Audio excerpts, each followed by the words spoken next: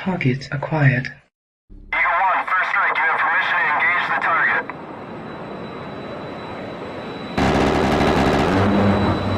Warning: the following video contains explicit language which may be offensive to some viewers or inappropriate for children. The content within this video is intended for mature audiences only. Alright, well, folks, welcome back. Good to see everybody up in the house tonight. Got off to a good start today. Man, I was up late last night. Didn't really get enough sleep, but hey, man, that's life in the big city, as they say. Let's go ahead and kick this pig. We'll start out with who's up in the chat today. Looks like Inward was the first in the chat today, followed by Agrillipus. Brody Del Pino, good to see you. Not sure, not familiar with you, but good. Welcome on in. Kevin, are we not minion? Kevin was the coolest minion. We all know that. Emmett, Eric R. Oak is up in the house. What's up, Emmett? I see lower class has stumbled in. Battlefield production. Is that Productions? Yeah, Battlefield Productions is come on in the house. That's good. That's good. We are having fun. Emmett, that's for sure. Yeah, good job. Good job. Everybody's up in the house today. Last night was fun. It was great. Went a little long. Welcome, Abe Dinkus. I see you out there. I didn't forget you, brother. I didn't forget you. Mullet Baby 01 is up in the house. What point will you take in tonight's debate? We'll see. We'll talk about that. I will be debating tonight. It is Thursday night. Martin Prater, good to see you. Glenn Lawrence up in the house. Glenn, I'm going to send you the link in the back chat. I don't know if you can pop on or not, but that's cool if you can. If not, that's cool too. So I'm just going to throw you this over in the cord. And we're gonna. I got stuff to do, so no big hurry. But jump in when you jump in where you fit in. You know what I'm saying? So it was an interesting night last night. If you were here for it, it was legit interesting. A lot of cool stuff talked about. A lot of interesting things happened. We'll talk about a little bit of that here coming up, but before we get into that, we'll get some stuff going on. Who else is out there? Mayhem Studios. All right, John Mosman. Yeah, I believe that is true. He did introduce that to me. Lower class, you were totally cool. I got a little heated with Ryan, and to be honest with you, I have to think about this because Ryan makes a good point in that generically he is not as bad faith as say Mel or someone like Mel. My shirt's all wrinkled. I hate that, man. That's annoying. Anybody else hate it when their shirt's wrinkled? Where's my fucking iron? Hey, Beth, dang it! Don't you hate it when your shirt is wrinkled? What's up, Beth? How are you? Glenn Lawrence is up in the house. That's what's up. Yo. Sam, what's up, Glenn? Give me 1 second. I got to make my public service announcement. Now, ladies and gentlemen, this show is not sponsored by anybody but my wallet, and therefore we encourage grift well, grift often, and make sure you keep those donos tight, okay? So one of the things that I should mention is that we do have a Streamlabs link, and it helps me a lot if you use the Streamlabs link. I absolutely enjoy it and love it if you use YouTube, but Streamlabs only takes 3%. And currently, I think YouTube's taken over 30%. I need to do some math, but it seems like that YouTube did not stop at 30%. Now, during this show, you may get heated. You can see there are people apologizing for being heated and a little bit last night and saying things. And you may not like the people that are talking.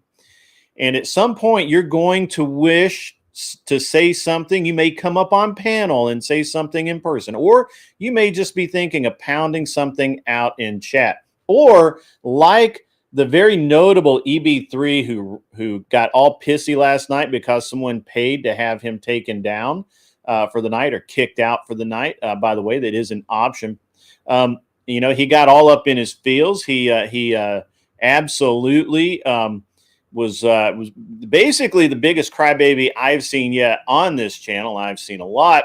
But if you are with that person, if you feel that you've been slighted, if you think that you need to respond, just remember. Everyone does it. Now you can do it too. Shut the fuck up. Shut your mouth. Shut up. Shut the hole in your face. Like that. You can do it. Shh. Shut up. And shut the fuck up. Yes, please keep in mind that you have the power. Only you can shut the fuck up. All right. So, Glenn, how the hell are you, sir? I'm good. Awesome, man. Your mic's a little low. Oh, wait. Your mic's a little turned down. Hang on, stand by. There we go. Let's try that. Let's see if that's better. Check. 1, 2. There we go. That's way better. That's way better. Yeah. Glenn, are you aware of EB3? You aware of that name? Yeah, he's been on my panel a few times. He's been doing a stellar job. He's a little sensitive. He's a sensitive man. I don't mean gay. I mean sensitive. So he's a sensitive fellow. And so last night, apparently him and Sarah, the Raging Tomato, they have some beef. Now, you know my philosophy about if you have a beef with another channel and you come over here, I just don't want to hear about it. I just don't give a shit, right? Like, you keep that shit out of here. And so I think Tomato was just going to be cool about it. And then EB3 was started, they kind of going back and forth. And finally, the Tomato, as she was apparently reclined in her nice warm bath, relaxing at the end of the night, apparently not even drinking, Tomato pays $99.99, $100 to kick EB3 for the night. Now, I would have only streamed another 15 minutes anyway, so I got to do it, right? You pay the money, you got to go, right? That's how it works, right, Glenn? Am I right on that? I mean, if that's the rules of the games, that's the rules. That seems to be the universal rules of the panel verse at this moment. So I'm like, hey, man, sorry. She paid the money. You got to go. He's like, if you do it, I'll never come back. And I'm like, I mean, that's your choice, bro. I'm just saying, money's money. And so he put it over in you can go to my Discord if you want to see the Raging Mons, unless he deleted it. I haven't checked it this morning. He may have deleted it. But the Tomato apparently triggers this poor lad so bad that he felt the need to go to my Discord and say that I was told what to do on my own channel, which has never happened, not even one time. And I really, really thought it was grand the way he said he'll never be back. He'll never be back. But he's raging in my Discord. If you want entertainment, ladies and gentlemen, if you want a good laugh, if you feel the need to troll someone today, let's kick this pig. Go to my Discord. It's in the main section. Nothing's hidden. You can troll the fuck out of him. I don't care. None of my business. He made it public. That's what he does. He makes things public. And when you make things public, people can use those things against you, right? So you all have my blessing. Where normally I don't indulge in such things, a grown-ass man saying, if you kick me over $100 off of a fucking podcast, I'll never be back. If that isn't the most homosexual thing I've ever heard, I can't think of what it is. At this moment, I honestly believe the Furby has bigger balls than EB3. Now that's just an observation. I have no personal knowledge, nor do I want personal knowledge. So, yeah, the horror getting kicked from a panel. Oh my God. Oh, and it wasn't even personal. It was money. It's business. This is business, man. This is business. So, yeah, he really thought I needed him. Then we got raided by Rob. I would have asked for 50%. You want to ask for 50%? Yeah, that would have been. Honestly, that would have been a slick move if he had said, "Hey, bro, slide me 20 for, and I'll get the fuck out. I'll make a scene and get the fuck out of here, and we'll ramp up your legend." Now that would have been gangster. If he'd done that, that'd have been gangster as fuck right there. Like, I mean, hey man, like, cut me in, Like, I'm actually always. I find it interesting that some of the characters don't say, "Hey man, slide me a few bucks, and we'll make it good look good." But so if you want some entertainment, if you're bored today, go to the Discord, have some fun. It's on me, free of charge. And so anyway, so Glenn, how the hell are you, man? You've been busy lately. You did like a 24-hour fucking stream. Yeah, I did that. That was fun. Still, like, not getting anybody to try to show me where I'm wrong with the two topics that I presented. Yeah, I'm over the whole deal personally. I think it's time to move on to something else. But hey, man, if it's working for you, work it, baby. Well, I mean, it kind of brings up the question: why do you believe what you believe? Or do you believe what you believe because somebody told you it, or do you believe what you believe because you have evidence to support it? Well, I mean, the real argument there is that are you studying or are you following? Well, yeah, and I think a lot of people come to the conclusion of what they believe is because someone else told them, and it's been either. Well, I don't even know that anyone ever told me. It's a natural assumption. So, well, anyway. I don't care anything about it. I don't care anything about it. Look, here's my thing. None of you fuckers would be talking about polygyny if it was two dudes and a chick, because literally, I don't know any man that wants to be able to roll over in the middle of the night and look over at some hairy dude's ass, and that guy roll back over and say, "Hey, man, how's my dick taste?" Well, actually, it's beyond the actual topic of polygyny. Period. Has less to do with the polygyny, other than things are being said or claimed to be a sin. But do you know that they're a sin? And how do you know that they're a sin? Yeah. Then it's because oh yeah, so and so told me, or this person says it is. You know what, Mullet Baby, you're right. I got to give you that. His name is Destiny. You got me, bro. You got me. The one guy.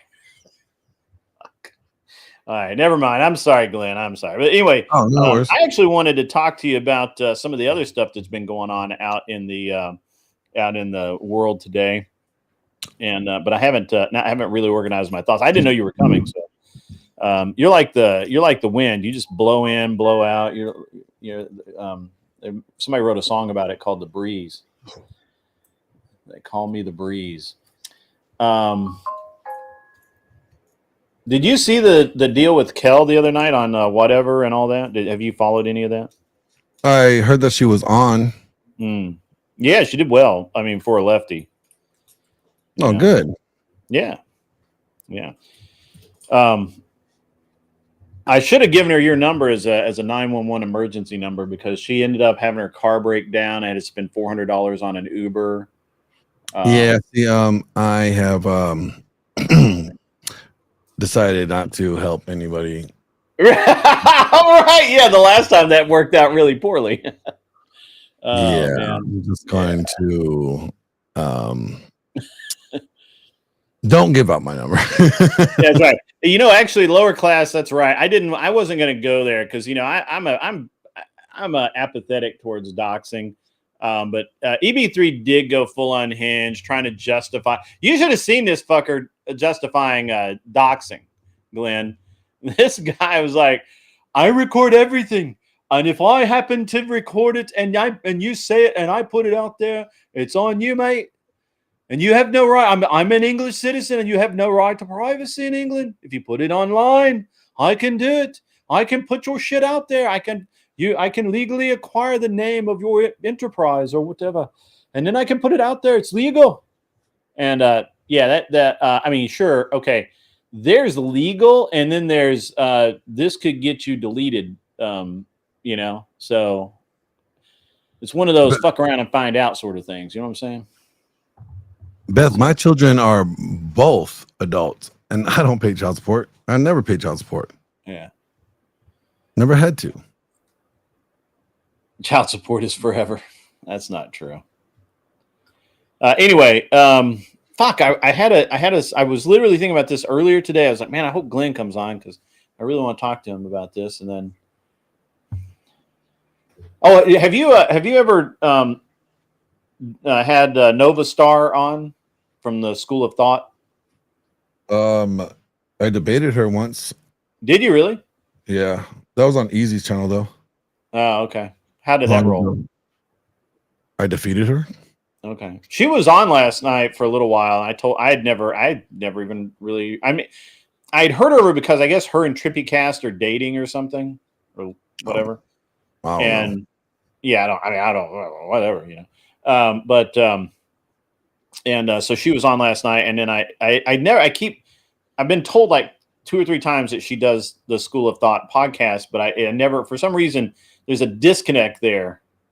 So I believe Nova is. I don't know. Maybe not. I might be spreading rumors. So yeah, I don't know who's dating who. Doesn't bother me. Has nothing to do with me. That's right. That's me. I don't really keep up with it. But what's up, Doomerang? Anyway, Glenn, have you gotten that footage from what's her name yet? Gia? Have not. She's still working on the audio. Yeah, that audio might be a little rough. Yeah, that's what seems to be holding her up the most. Yeah. Okay. All right. It's legit. Yeah. Based Tweaker wants to go him and Paige versus Kel and Duck. Well, Kel's not like a really good debater, but she's better than Duck. Well, yeah, she's definitely better than Duck. Topic is masculinity is a positive force in politics. Don't let Duck run. Paige setting date with Sarah. Okay, yeah, they're setting it up now, I guess. I have a debate tonight. Well, it's not really a debate. It's a panel discussion. It is right now. Let me see who is, because I think it's changed. Let me tell you who's going to be there tonight, Glenn, and you can throw me some stuff. Oh, wait. Sarah wants her for this Christian national argument thing. So. Yeah. If you can get people to argue that America is neo-Nazi, that'd be fun. Oh, yeah. By the way, anybody wants to debate, Sarah has an opening for this coming Monday. If you're good at debating, the prompt is America is National Socialist, like neo-Nazi, and Teriak. It's a Teriak debate prompt, and he's having trouble finding a partner, which is shocking. All right, let me find this debate panel shit here. So, Glenn, you were talking about the pro version of OnlyFans, where it's like it can't be not safe for work and has to be a specific format. OFTV. OFTV. Thank you. Yeah, thank you. I can never remember that. So what is that? What's the like they have podcasts on there. They have like cooking shows. They have like fitness, shows on there. Everything has to be safe for TV. Mm-hmm. So it's like they're trying to like step away from the nudity. Mm. Percy, this would be a 2v2 debate. It wouldn't be a panel debate. So if you think that you can make the case that America is neo whatever. Yeah, I can't lower class. I can't argue for that either. It's weird. So the panel I'm going to be on tonight is going to be Rob Knorr, Admiral Gibbs, Tyler, the average debate enjoyer, Jeb Tan. I'm not familiar with him. Sadie Yo Jong, who is Pentuple's an admin at Pentuple's channel. And there was some, and myself, obviously, and there was one other person, but maybe Fabian Liberty. Fabian Liberty might also be a member of that. So, yeah, it's gonna be cool. So, oh yeah, so Jeb Tan, yeah, Fabian Liberty is going to be there as well. So it's going to be legit. No, it's 2v2. Terriac Terriac's the one that made the prompt. Sarah's looking for a partner for Terriac right now, and he is basically on the affirmative that America is a what did I just say? It was hang on. America is National Socialist, i.e., neo-Nazi, which we can't say Nazi anymore, but you know. I can say it in that Brad Pitt, Quentin Tarantino voice. So, yeah, that's it. Jeb Tan is a Nikki Haley supporter. Awesome. This is going to be fun. So, correct. You know, OF actually tried to ban porn. I don't know if you guys knew that. They really tried. And then the owner of OF realized that he get that with by having the OF girls, he pays himself $1.3 million a day. So he was like, yeah, why not? So, yeah, I can't make that argument. Hey, it's Kinetic Kel. I'll send you a link, Kel, although I know you're at work. Hopefully you're making dollars today. But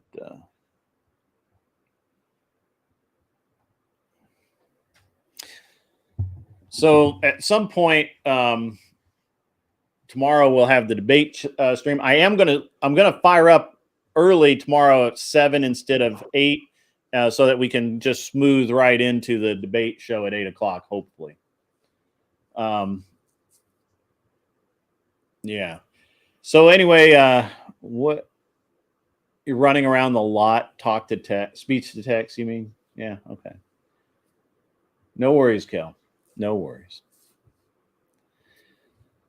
So, man, the OFTV thing, I think it would be cool. Now, is it like 30-minute episodes, 45-minute? What's well, none of it's live. Everything has to be edited and uploaded. Yeah, I knew it was. Everything has to be edited, uploaded as a segment. Yeah, I mean, it's to meet a standard that they have for their, uploads and stuff. Are you doing this? I've been looking into it. Definitely want to get channel sponsors for that, because in order to do it right, you're going to want, high-end quality production. They're going to want more in person rather than just digital panel stuff. So there's a lot that goes into it. Yeah, you would need a lighting crew, sound crew, camera. You would need crews. Basically. You just need a small production team to work with you. Okay. Well, good luck, man. It sounds cool. I wish I had the wherewithal to do it, but I don't. So yeah, it's something in the future that I'm thinking about. If I could get the finances there, it would be. Yeah. Okay. So, man, I had like something that's like, it was right there, man. So are you coming to DebateCon? Have you decided? I didn't even know there was another DebateCon. Yeah, so DebateCon is going to be November 15th and 16th in Nashville. Oh, well, maybe. And It's fun, I'm okay. going to throw I'm trying to set something up to where the people that come in on early on Friday to get, and I'm trying to have something Friday. I want to do live IRL debates, like kind of like DebateCon in a studio. And just kind of a big, like have debates, have a social event, and have more debates, and basically just run it like my Friday night show, except in IRL. And then Saturday night, we're setting up to have a big get together for my audience, the Crucible. I'm doing this as to kind of repay Andrew for hosting me and my wife while we were in New Jersey. I'm going to host. I'm hoping that Andrew doesn't make his own plans, because I really want to host Andrew and Rachel and kind of pay them back for their kindness. And so it's I'm trying to get that set up. And then Sunday night, more debates, and then Monday, some sort of cool activity while people are waiting to get on the airplanes, and maybe a late night, afternoon IRL stream as well. So, Well, that's cool. yeah, Anson, I'm going to, I need to, I kind of really want to sit down and read it. Last night I couldn't read anything because we had so much going on between EB3. Anson went after EB3 too. Anson, I thought Anson was going to have EB3 rage quitting in like 2 minutes. So, yeah. Anyway, the name is The Shed if you're looking for my Discord. Also, Glenn, not to, just in case this kind of blows back on you, I did actually. So last night, Rob Knorr raided me. Right as I was about to shut down. We were in the middle of a good discussion, and so we ended up going for about another hour and a half. And then I was like, okay, I'm done. I'm going to bed. And somebody's like, Jess White is live. And she had actually been in the chat after the Rob Knorr raid. And I'm like, I'm not raiding Jess White. I don't like her. And so I ended up raiding somebody else. But it was very funny. So, why would that blow back on me? Guilt by association. And there's a very specific person who will believe that it's your fault, that, you're putting me up to shit. You know how it is. I wasn't even. You weren't even here. I just want to let you know, because somebody's going to say something. Promise. What's new? Yeah, right. Glenn, do you ever get tired of getting pulled into shit that you have absolutely nothing to do with? Every day. It seems to be a thing, man. Like I was, it's strange. It's strange that way. Yep. It's interesting that I don't even instigate beef with people. I like it when I hear something that you've said and I come to you and you're like, I didn't say that. I don't even know that person. I've never heard of this person. Yeah, I mean the rumors that I hear about me are really fascinating. Like the people that they like. You would be cool if you did all that shit. I was like, man, whoever this is, like this person is, like, I want to meet them because they seem really interesting. Can I get them on my show to do an interview? Because I'm like, wow. Yeah, they're living the best life. Like this version of Glenn Lawrence is way cooler than reality. Like that's funny. That's kind of. I mean, that's kind of funny. So, yeah, it's interesting stuff. I got the red pill thing always keeps coming up. I noticed that when in doubt, just blame Glenn. Yes. Yeah, apparently that is in fact the case. Even if he's not here and he wasn't here. Even if I have nothing to do with it. Even if he doesn't know you, you can go ahead. It's fine. Yeah. Oh man. So Glenn, I've not been really trying to expand my streaming empire very much. Unlike you, who are a professional video producer, actor, director, all of that. I am none of those things, and so I have been trying to get this business bought. And I'm going to entertain you a minute, Glenn. So I think I told you we've been trying to buy this glass company, and it was like, it started out as a sweet deal. Is they were asking 1.3 and for the business, and then $1 million for the property, and so that was good, and we everything's great. And then they got their year-end reports and accounting all done for 2024. And then the price jumped up by basically $1 million. And they had an evaluation done by an outside company that said it was worth like 2.8 or whatever, and we're like, no, we're not gonna do that. But we got them down to like, I don't know, man. Like we're sitting right now around 2.5 for the business and another $1 million for the property. So we went to the bank, and the bank looked over the financials, and the bank says, "Hey, you know what? We're not cool with this. That's 1 year of like that they had this really high number, and all the other years it just doesn't support this valuation. The bank doesn't think it's worth what we're asking to borrow." So, you know what happens, Glenn, when the bank thinks that? They raise the interest rate like a lot. Wow. Right? Like if it was actually if it was actually worth the 2.5 plus the $1 million, well, the property's worth $1 million, but if it was actually worth that, they would give us the loan at 6% interest. But right now they're talking about 11%, almost double. It's an additional $66,000 a year in interest alone, and the numbers don't support it. And so they've been bugging us about it, right? Because we're dragging our feet, and we're like, yeah, we're not going to do this shit. Well, we didn't tell them that. We said, well, the banks aren't really being responsive. We're working on it. Blah blah blah, and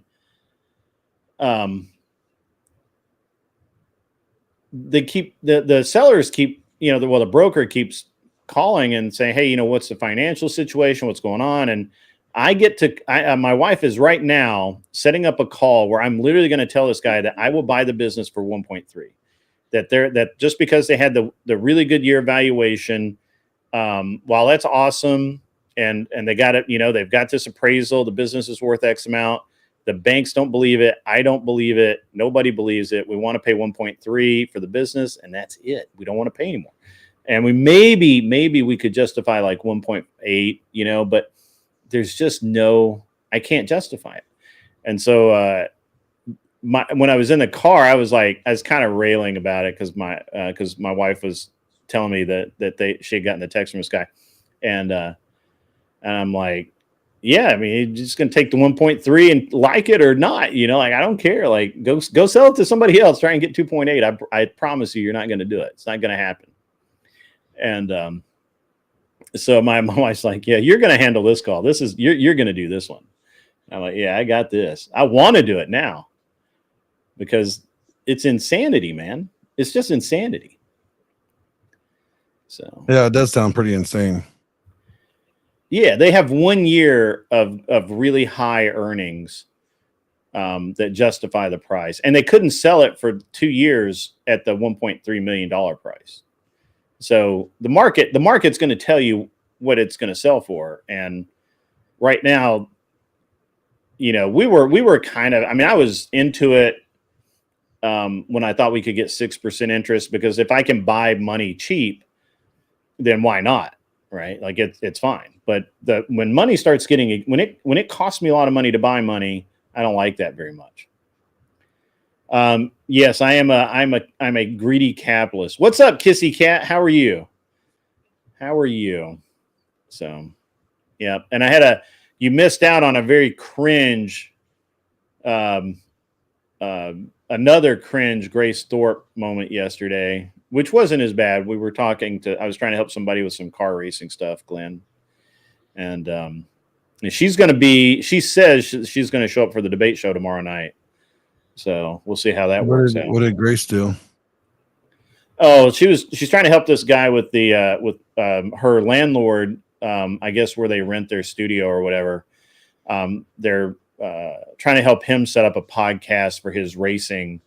He has a oval track racing team, and it's more for his kid than anything. But he has a good thing going. I think I liked it, but it was just very interesting. And her chat's very strange. So, what do you think about because I've been arguing this a lot. What do you think about the Epstein papers, Glenn? I think that it has nothing to do with me, and That's well,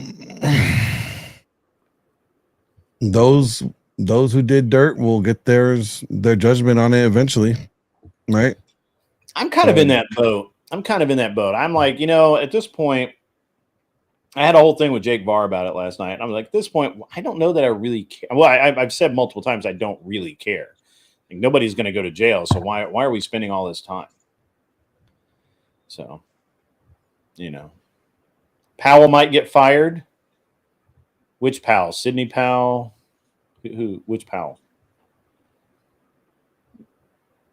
Silly chat. Glenn, when are you going to be on next, man? I don't know. How are you doing your shows? I mean, what do you got going on, man? You seem very busy. I mean, I'm just trying to play catch up, like I was gone literally for about 6 months. Oh yeah. Yeah, absolutely. And you've been harassed about that a little bit, which is weird. That's just fucked up to do that. Who harassed me this time? Yeah, Rollo. Rollo kind of said a bunch of shit. Oh yeah, he made and a couple other guys. Yeah, people talk shit, and either I got to refute all their bullshit. Mm-hmm. I'm trying to manage a men's community that Thor left. He wanted me to run it for him, so I'm trying to do that on top of make content. It's daunting. Yeah, it seems like.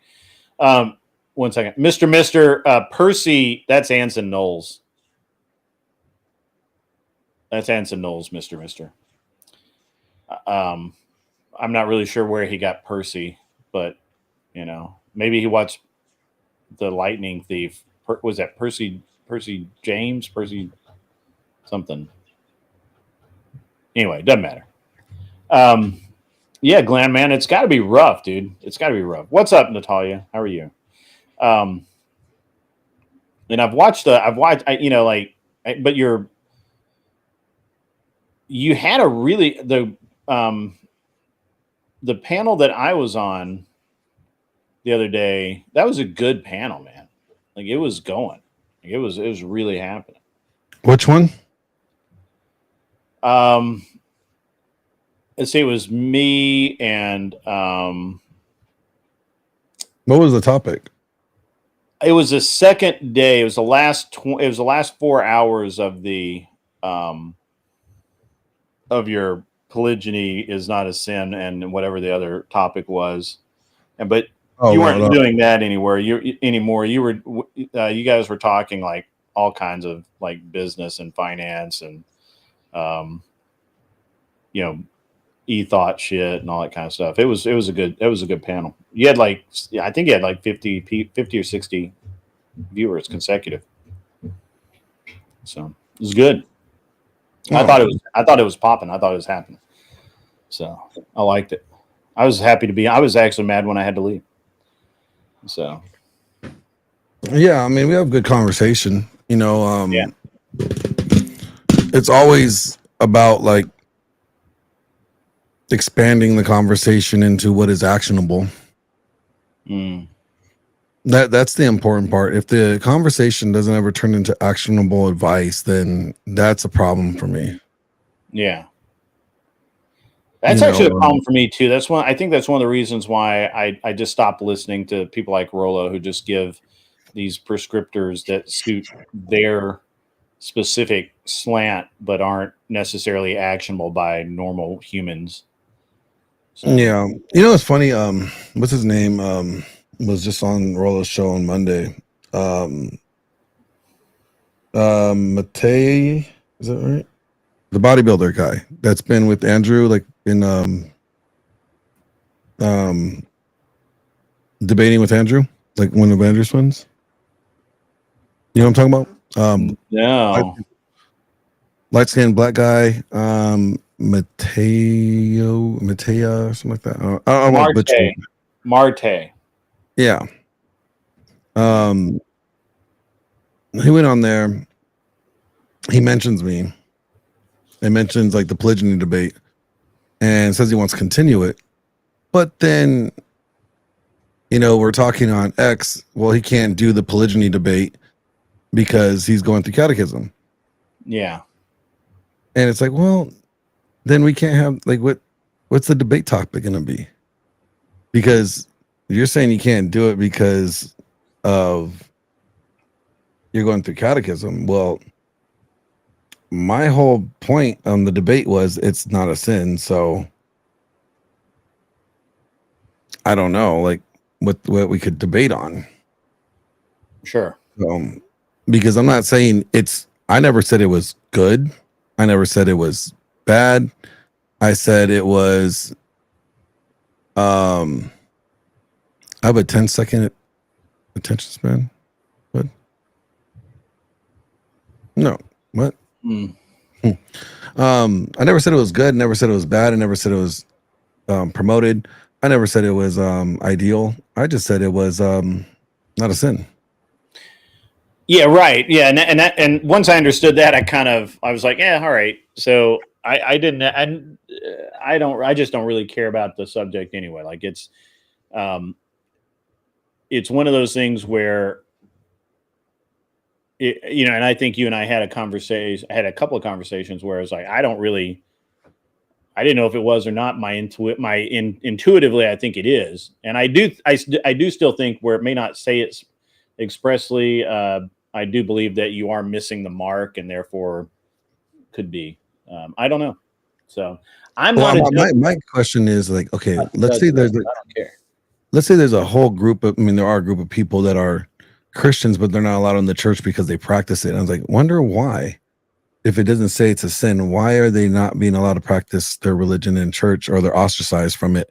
That's where like this whole point of this argument comes from to me, because I'm like, well, yeah, but I think they're better. I think they're better illustrations of that. And here's the thing: I don't care if you choose to practice something that your local church does not endorse.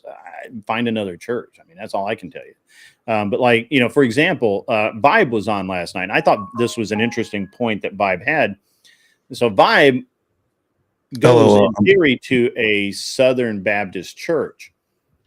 But that church was just, it was literally lost its charter from the Southern Baptist convention or whatever. They're not Southern Baptist anymore because their pastor ordained, I think Vibe said it was his wife or you know, maybe his daughter or something, but the pastor ordained a woman. Yeah, ordained a woman. Yeah, the SBC's been having some issues with that. And and Southern and the, you know, they were removed from being able to, you know, to say that they're Southern Baptist, right? Because that's not something. Yeah, the pastor ordained his own wife. Yeah. And thank you, lower class. And I knew it was something like that. But And I agree with that, right? Like that church should be removed from the list of Southern Baptist churches. I agree 100%. I'm glad that they're taking that stand.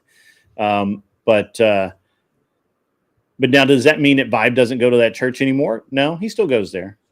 I think he's wrong for doing that, but that's my opinion. But you know, so if one church says, "Hey, yeah, we're not going to endorse this behavior," go find another church. You know, The question that's is, just the way it is. That's just the way it is. Otherwise, what you end up with, what will eventually logically follow is that there can only be one religion, and the Ortho Bros and the Catholics are going to fight it out to the death because they both think they're right. So, well, I mean, what I've learned through all this is that people don't really like look up church history, even the Protestant churches. Because if they did, they would see that like even like the one of the reformers, like Martin Luther, clearly publicly writes this letter to one of the prince of something, forgot. But he literally says that like, you know, polygyny is not a sin, and even like helps. Well, again, it doesn't need to be a sin to be not accepted in a church. It doesn't need to be a sin to not be accepted by the church. No, not arguing that. For example, who the fuck are those? It's right there. Church of Christ. No music in church.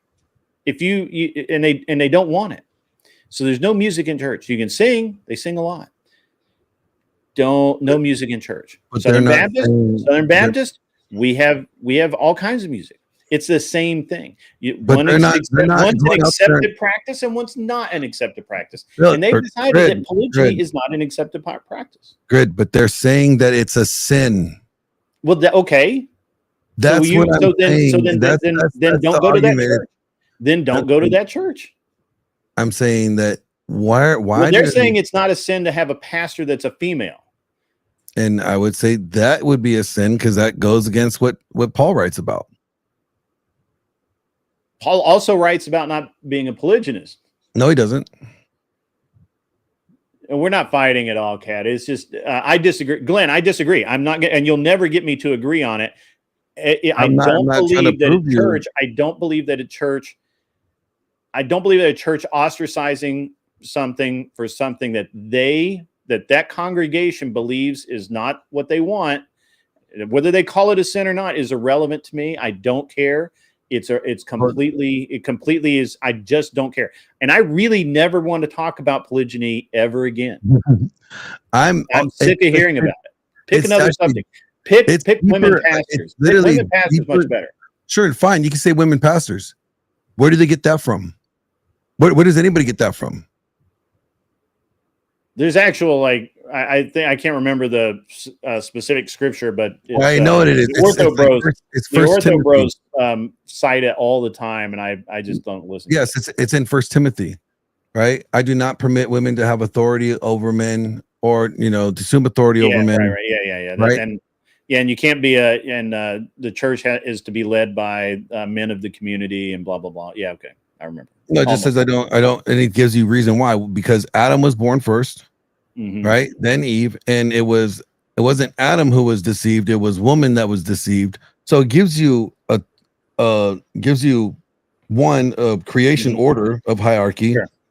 And then it tells you because of sin, like how did sin come into the world through woman, right? Then that was the other thing. So he gives you a reason, he points back to the reason of it. Yeah, but again, I just don't care anything about polygyny. I just don't. Again, the whole point is deeper than that. Is why do we believe? Yeah, and I don't care.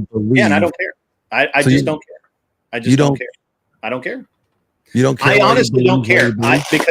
Because their sins are not my sins, and I have better things to do than to talk about something that it's irrelevant to me. I don't have any interest in polygyny. I think the Mormons are wrong.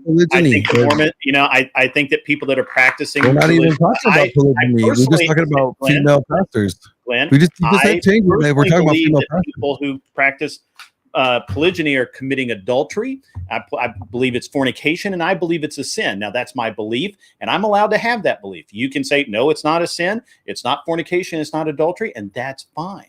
But I don't care enough to make. We were talking about female pastors. Because I can talk about female pastors because the church, I use that as an example for churches that are ostracizing other churches or not allowing them to be part of something, because you said that your problem is that people are saying, well, this is a sin, and you don't believe it's a sin, and so those people should not be ostracized. I didn't believe anything. However, those churches may not be. It may not just be the fact that they're polygynous. It may be that the people of that church have decided that in their viewpoint it's fornication and therefore it's a sin. And then I would like to know how they come to that conclusion. Well, then go ask them. Go ask them. Well, don't sit here and talk to me about it, because I don't want to. I don't care. I'm sick of it being brought up. We were just talking about female pastors.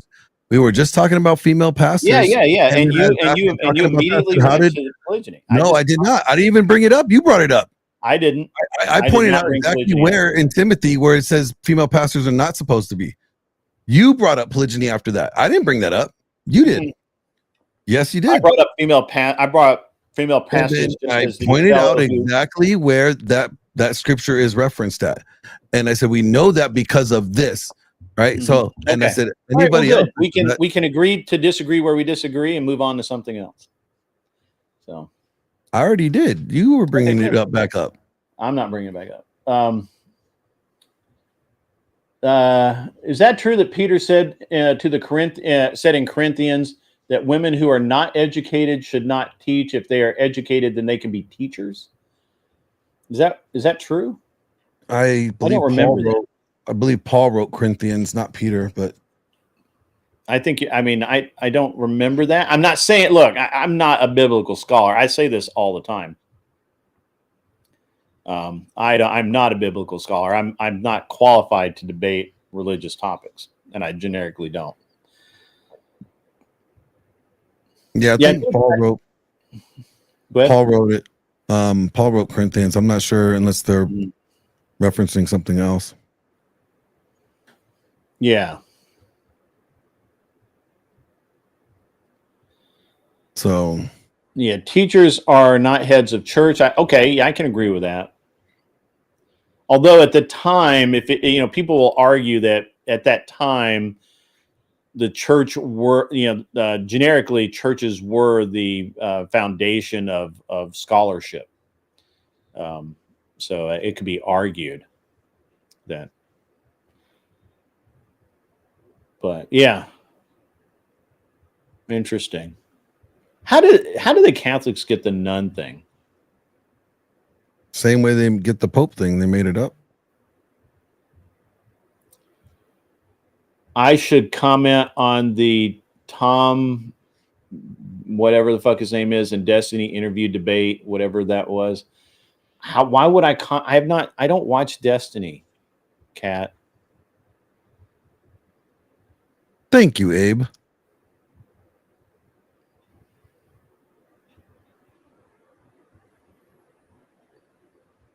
Yeah. Abe, I understand that. Most people do not read the Bible enough to truly understand it. And to be honest with you, I don't believe most people can understand the complexity of the Bible. That's why you spend your entire life studying it. So I would not accept that answer as there it is. Wait, polygyny is several wives, one husband. Is polygamy? Okay, I don't know. It could be. I thought it went both. It went both directions. I'm not talking about it. I know. I'm just trying to answer. Yeah, don't listen anyway. Yeah, that's me. Every time I read anything in the Bible, I read it and I learn something new. Which, by the way, in theory, should ain't nothing. I'm not going to get into it because that'll start some shit. But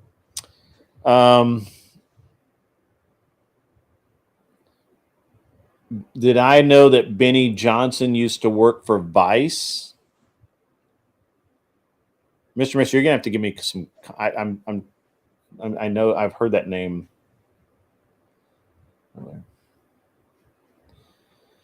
Oh, yeah, we got the ortho guy. Solo script, and that's exactly what I was trying to avoid. No, because I could even point to I love this part, and they're like, oh, solo scriptura. No, actually, how about you do your own church history reading and actually read that Augustine doesn't even call it a sin. You have others that don't call it a sin, but you know what? Who am I? Mm-hmm. Who am I? I don't know. Just saying, Saint Augustine doesn't call it a sin, and he wrote it in the on his writing and on the good of marriage. He doesn't even call it a sin. So yeah. I lost. I lost Mr. Mister's original question.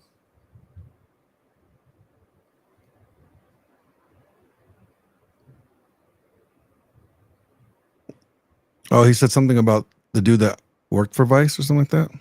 Yeah. That was the second thing. He says how the Epstein stuff is creating a problem with right wing influencers. Also, Benny Johnson used to work for Vice. I have no idea. Did you guys know? I did not know that Benny Johnson used to work for Vice. I actually don't. I haven't been paying attention enough to know who Benny Johnson is. Holy shit! There's a lot of fucking chat going on. So.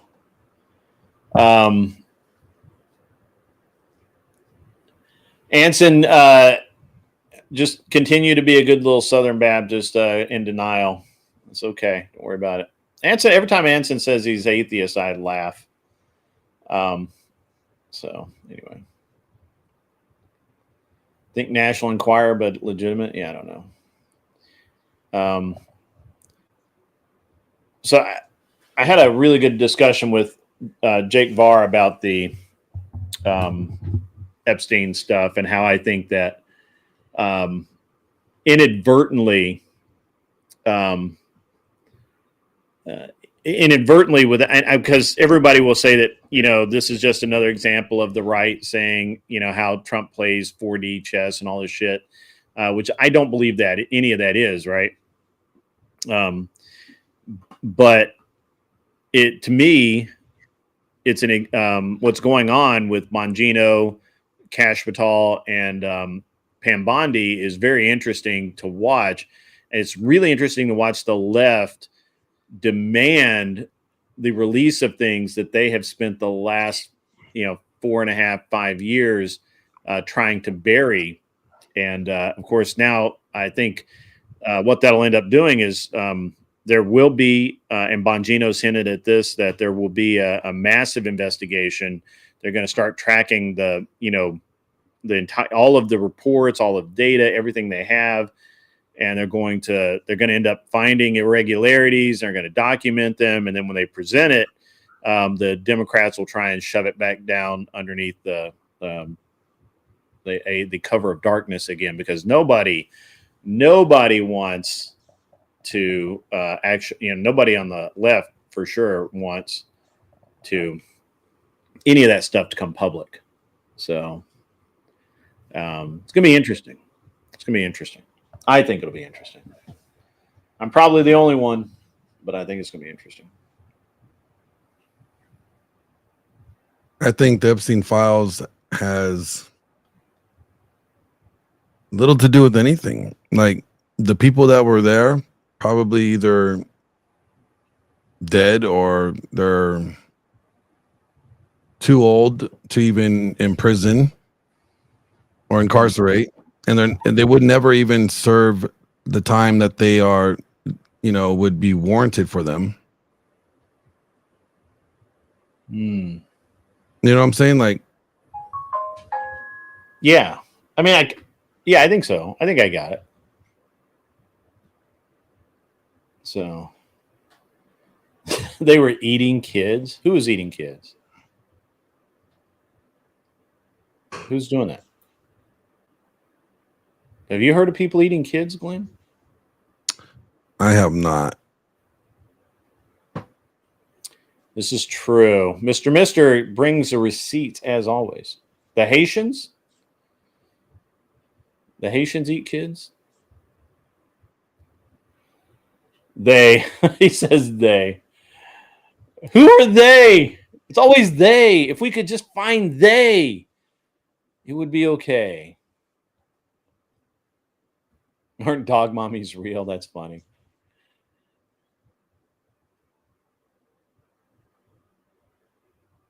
So, Sport Brand, I've been saying this all along. There are terabytes of video that are poof. Nobody I'll be right knows. back. I'm gonna get some water. Yeah, go ahead, man. Where did it go? Where did it go? Where's the terabytes of it? Where are the cell phone videos from morons that don't know any better? Huh? Where are the cell phone videos? They had at least 3, probably 4 rap videos shot on the island. You're telling me that not one production crew member, if there was anything weird going on, didn't shoot some footage, the cell phone video, nothing, and release that shit? The NSA has never found the video getting sent from one depraved CEO to another. Dude, come on, man. This is where's the videos? I want the video. I want an explanation of what happened to all of this video. Who said this? Battlefield production. Here's the deal. That's actually correct. The list, as we know it, is simply a list compiled from the flight logs of the airplane that flew back and forth between the island. The people who flew to the island, not just on his plane, but on any airplane that landed there. Okay, and they keep pretty careful track of that stuff. So they know who went there. They don't know what they did there. They don't know what happened. They don't know anything. And now from depositions, which are legal evidence, they know that they have names from other people. And it was basically like me saying, yeah, I saw Glenn Lawrence on the island. 100%. I saw Glenn Lawrence there. But that has nothing to do with anything. And everybody's like, now, of course, and this is a kind of bullshit that's interesting. When you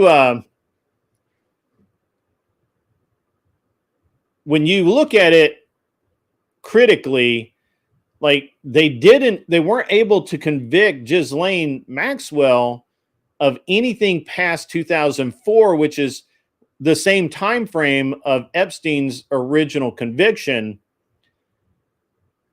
So what's this dog and pony show of wanting the sealed testimony released? They're by definition that the prosecution wouldn't have been able to introduce anything past 2004.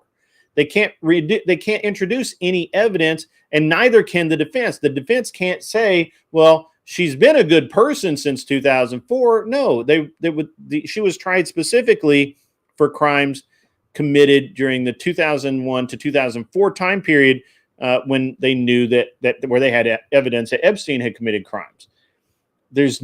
So why do you want that testimony released? Well, that's a dog and pony show. To me, it's a dog and pony show. They're just doing it to distract the public from something else. Which is all of that. So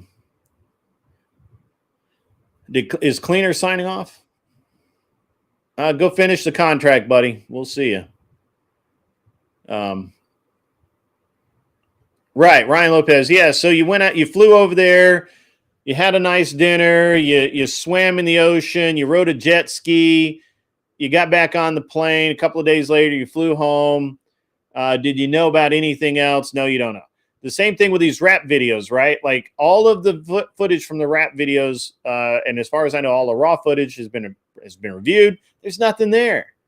Now, maybe they cleaned the video up? Maybe they cleaned the island up for that week. I don't know. Maybe it was a giant Diddy party, but it's just really interesting, all of this stuff, I think the Democrats are going to push and push and push to get it released, which the Republicans have been pushing for forever. So now it's just, shoes on the other foot. Let's see what happens. Let's see what happens. Anson Knowles, anyone who believes Trump's word is a dunce. Nobody's even talking about things Trump has said, right? Like, this is all separate of Trump.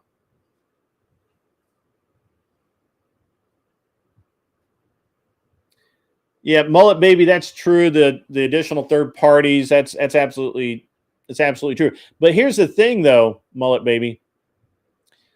The problem is that nobody else has been indicted, and the reality is that I don't care who you are. If you had been, somebody would have dropped the dime. Now, the real question comes in is, all right, let me, and this is disgusting, but bear with me. So let's say that you are, and I posed this to Jake Varr last night. Let's say that you're a CEO, some company, and you're on Epstein's list because he can do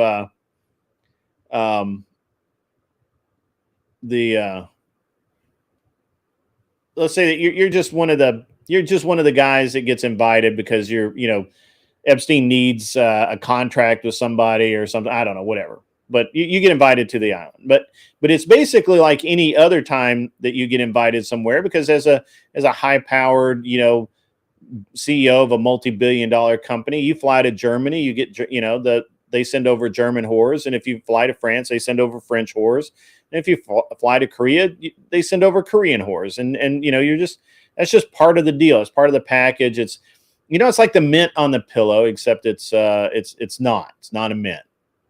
Not even close. But let's say that you did go to Epstein's Island and you did have sexual relation with some of those women. How do you know that they're underage? Why is the underage? Where's the proof of that rather than just rumor, right? Like, and again, there's no video. I mean, look, these people are not good people. So the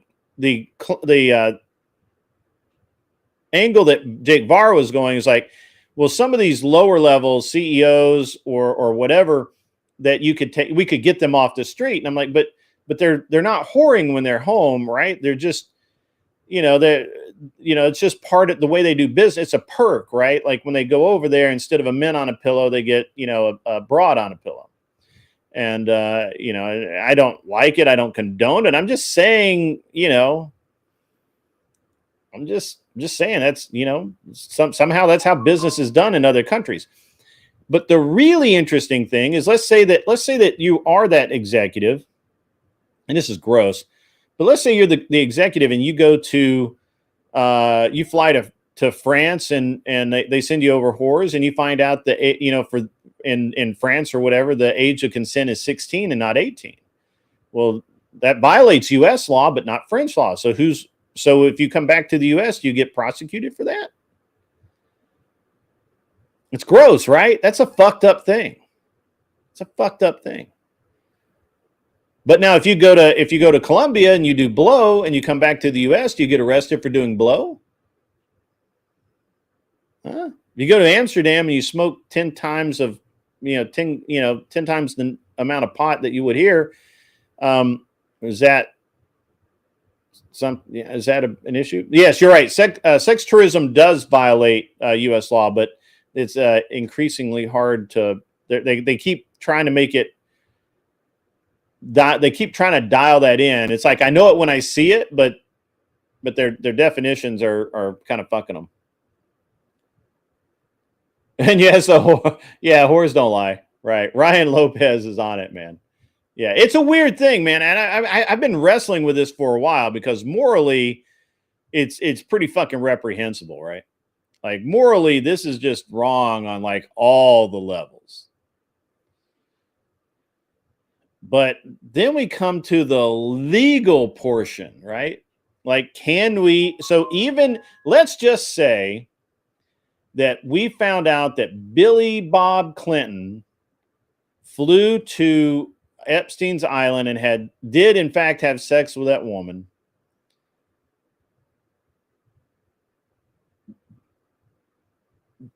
what crime has he committed here? I don't know. I don't know. Has he? Has he committed a crime here? Can we prosecute him for something like that? I don't know. I don't think we can. So what? So if that's the case, and we've got a whole bunch of constitutional lawyers examining this, what's the big deal about this?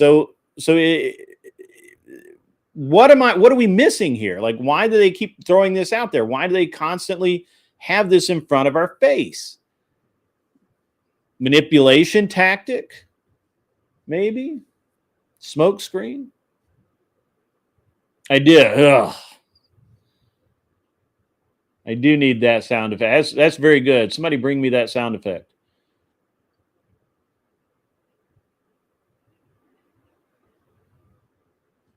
Mullet Baby 01, that's interesting. Let me hang on, stand by.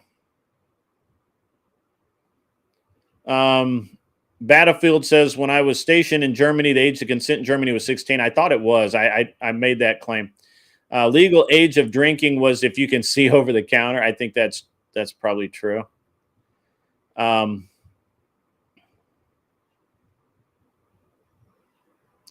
got to scroll back, Mullet Baby. I missed what you're saying. I met several people who went to Royal Palm High School who were there when the Epstein was doing his crimes. Some girls just got paid to hang out, dress in bikinis for a few $100. For sure, absolutely, I believe that. And the females he abused were from educational nonprofits and groups he set up in the U.S. Virgin Islands. You're right. Now he got convicted on that, right, Mullet Baby? That's what he was convicted of. That's what he was convicted of. Am I right about that, Mullet Baby? That's his conviction. That's what happened back in like 04, right? That was 01 to 04. And that's about the time I think he went to work as a CIA guy. I think, he was, the CIA had leverage on him at that point in that time period. But the time period we're talking about and the island we're talking about specifically, I think it's a really gray area if the U.S. could do anything to him. Now, internationally, that's another thing. I think there is an international court. But I just keep thinking that this is some bullshit, right? Like, this is some bullshit. So lower class, that's an interesting thing.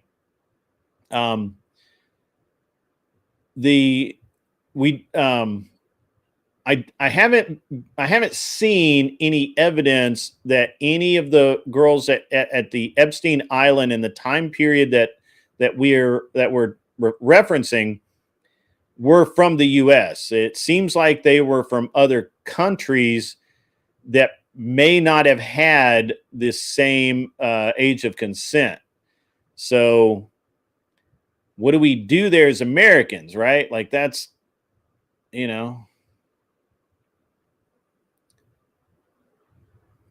just unbanned CP because a tranny said it helped him be a wow. That's insane. Mr. He definitely worked for the CIA. Kat Katibi, a lot of the girls were from Miami. Was that the 2001 to 2004 where he was indicted and became a convicted pedophile? Yeah.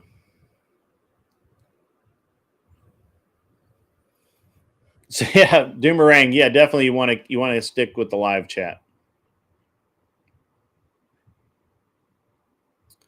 I mean, it's an interesting comment, right? Like, not comment. It's an interesting thought exercise because, UK,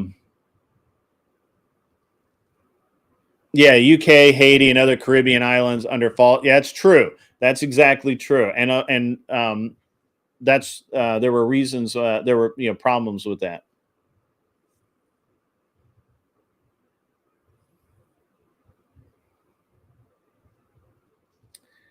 Yeah. Anyway, so again, I didn't really mean to get into the weeds on the nitty gritty of what the Epstein evidence is.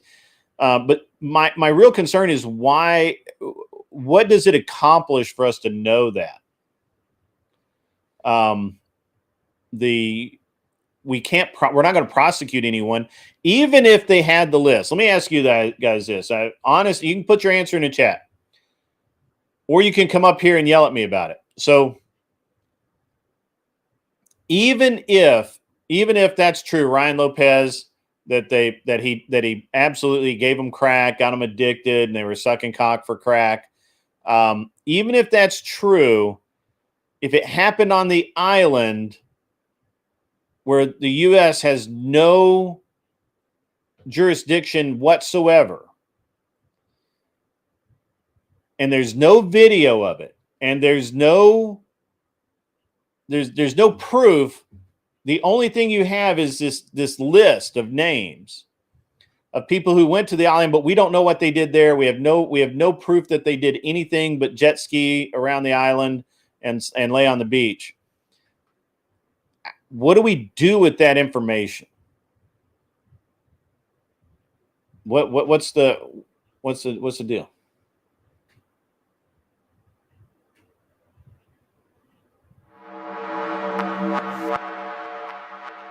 Where do we go with that?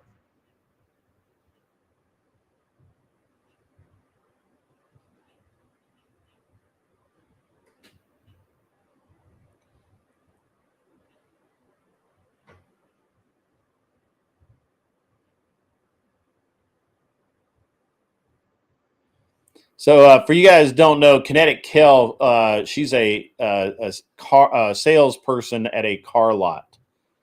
So we used to call those lot lizards. I'm not really sure that we can call Kel a lot lizard, but that's okay.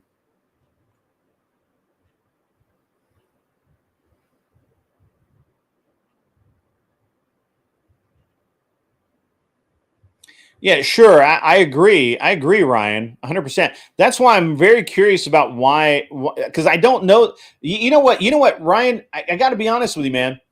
To me, it seems like the most likely thing is that there is no evidence. We don't have any.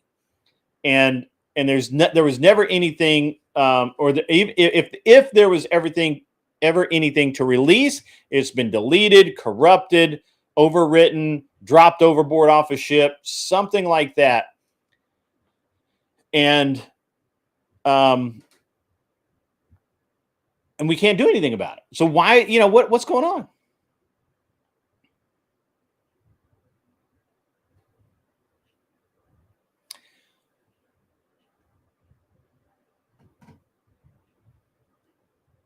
Well, you guys have some dirty damn brains. Wow. That's what we call the car salesman around these parts. Wow. Wow.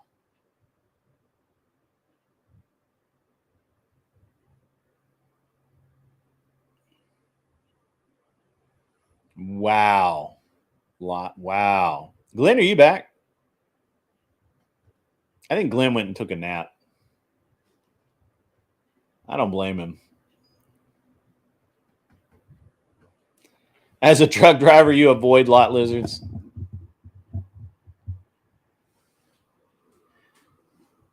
As a lot lizard, John Smith can confirm this. John Smith, it is good to have you back, sir. It's been a minute since we've had John Smith on here, and that's great. Not sure how they sell cars in them. Well,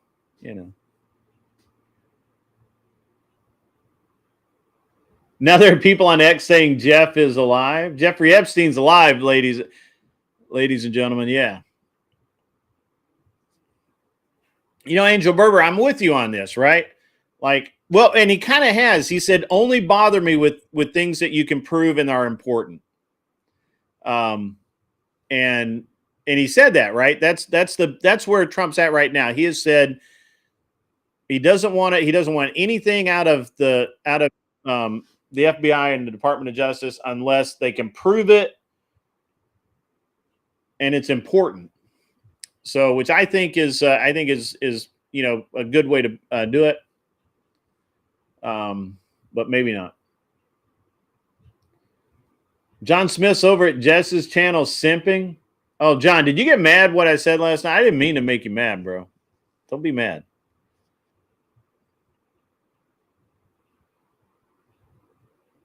See, I agree. I agree with this mullet, baby. I agree 100%. If there was anything that had to do with Trump or Obama, a Clinton, and Biden especially would have used that shit early. So,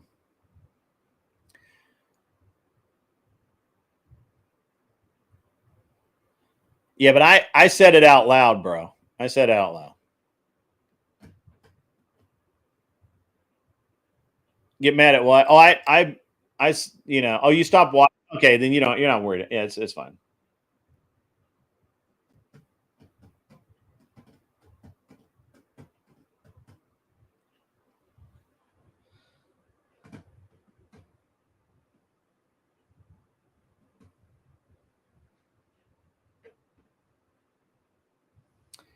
Kel, think of a better prompt. I'm going to help you out here.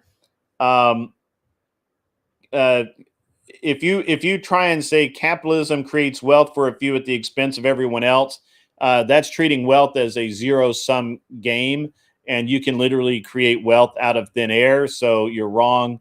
You need dial that back. So now you could say that taxes are the abuse of the wealthy for the benefit of everyone else. So you could say that. Are we not simp? Damn, Raging Patriot coming out hot. Drama Farm White. There you go. They probably are hate watching. If you're watching, you know, go ahead and dono. Throw some donos out there.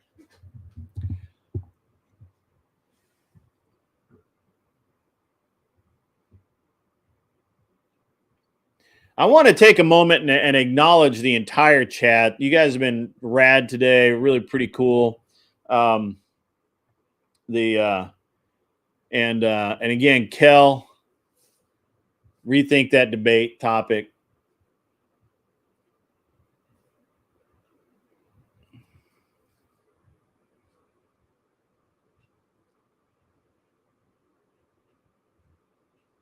Yeah. Yeah, wealth is not a zero-sum game, folks. It's just not. You will lose that argument.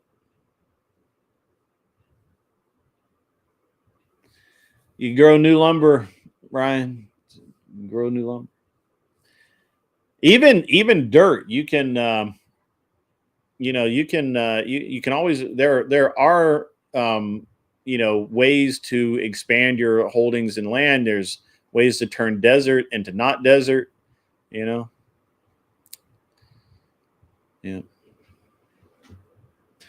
Kel going after Ryan last night was baller. I got to be honest, Kel, if you were listening, you going after Ryan was tits. That was tits. It was pretty awesome. It was really great. Yeah, Ryan Lopez. It's last night's stream, probably like the last hour and a half. It was great. It was great. Ryan, right? Ryan's making these stupid arguments, and Kel's like, "Stop it! You're ruining it. you're messing me up." It was very funny. I don't know about the cousin fucking. I don't know about that.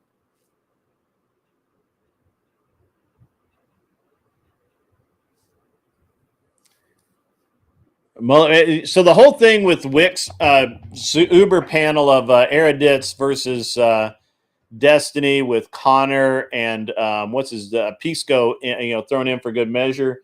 That's some truly soy powered energy there. Pisco. Yeah, I did say Pisco. What are you talking about? I said it right.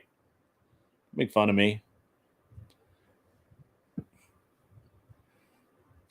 All right, guys, we're an hour and a half into the show. If anybody would like to come up, I said Pisco. Pisco. If anybody would like to come up and hang out and bat around a couple of topics or three, feel free. If you want it, if you want to do that, you have to go over to the Discord. It is called The Shed. You go to the waiting room. And although I really should have something called the rating room, that would be rad. Glenn, help me out with this rating room concept. Help me out with that. And yeah, sorry, Naomi, it's in the house. I think I haven't brought it back out here. Sorry about the dapper hat. But if you want to come up, if you guys want to come up and chat for a little while, I'm opening up the panel for the next hour and a half until I get out of here. It would be really cool to see some donos flying around, but I understand it is the middle of the week, so if you're a little short, no problem. Yeah, so should they fire Jerome Powell? The bank said he should have lowered the interest rate, but rumor is he won't drop rate because of tariff fears. I do actually think that Jerome Powell needs to be fired because he was directed to lower the interest rates, and he has not done so. As a matter of fact, he is basically standing in direct opposition to what the president and the administrative branch have said to do. The executive branch has said to do. So they really do need to fire that guy. He's one of the, I don't know. I don't really know a lot about him. He seems to me like he's a Greenspan sort of guy. We don't need another one of those. Thanks for becoming a member, Plumpy. I really appreciate it. Good to have you again. So that's awesome.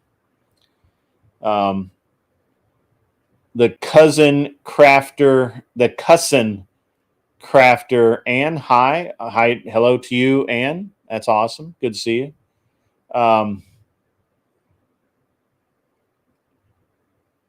It would be great if I just went and sat in the waiting room because Mr. told me to, but then just stayed here. Yeah, well, either way. All right, so let's see who we got. Who's our big? A lower class is up in the house. How the hell are you, sir? What's going on, Grid? I'm good. How are you today? Well, after last night, that was a long one last night. I was like 6.5 hours on stream. Nothing to Glenn. Glenn does the 24-hour. I mean, Glenn doesn't even get tired to a 36-hour stream. But for me, that was a long ass stream, and I got to be honest, man. There at the end, I was just tired of hearing Ryan talk. Yeah. It's easy path to get to, man. So, correct, Uncle Fatty. It's not the job for him to direct. All right. So, while it is not directly the job of the president to direct the Fed to be lowered, the Fed is not part of the government. It is under the executive branch. It's a private entity. It's very nebulous as to who can tell it what to do, and it's I mean, half the time, Congress. All of Congress has said to lower the Fed, to lower the interest rates as well. Not all of it, obviously. I'm being facetious, but yeah. Separation of powers. What separation of powers where it comes to the Fed? The Fed was created as a by the president, by the executive branch. It was just wished into being. I believe. I could be wrong about that. I mean, I could be messing up my fucking memory. Yeah, I mean they signed it into existence in 1913, and it was met with an absolute ton of resistance, and as it should have been. Yeah, 100% for good reason. Yeah. Because look where we're at today, right? Like, Yeah. it's just become the money printer, you know? Right. Yeah. I mean, we joke about money printer go burr, but I mean, that's literally what's happening. Right, man. Yeah. Only a Mr. Bill. Yes, it's technically private. The Fed is technically a private organization. It has in the past been directed by either Congress or the president, depending on who's head of the Fed at the time. I mean, look at what Right. look. If you want to be mad about me saying Trump told basically said lower the interest rate, or your job's at risk. Literally multiple presidents have said that. I don't understand why we're having a problem with it now. I mean, Obama literally told Greenspan that that QE2 was part of his plan and not to fuck with it and just go along, and he did. Greenspan did everything that Obama wanted him to. So the separation of powers is just weird when it comes to the Fed. Well, and like when it comes to like talking about other presidents doing the exact same kind of things that Trump's doing right now, and he's the bad guy. It's just Trump is bad, and like when I wasn't a big fan of what he did over in Iran, but when people are acting like this is some new thing where he's bringing us into war without contacting Congress, I mean, look at what Obama did in Libya. Look what he did in Syria. The thing that makes me mad about Trump is not that he's something different than what we've had in politics. It's that he's like showing that he's the exact same.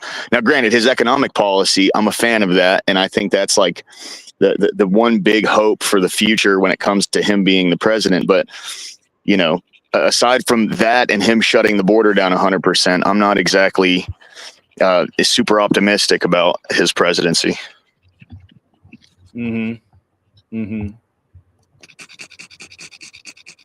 So, who fired Greenspan? I'm trying to remember. I can't remember, and I'm too lazy to fucking Google it. Who fired Greenspan? Somebody, Mr. will know.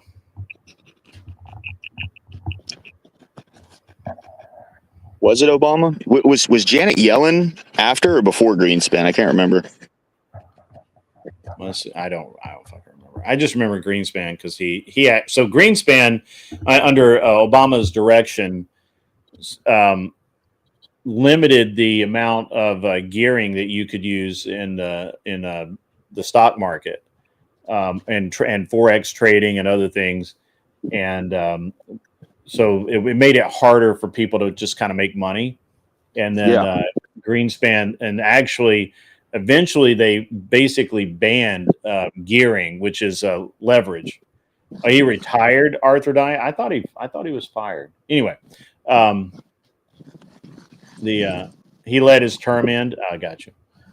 But I thought he was fired. Why do I think that? Anyway, I did not like Greenspan at all.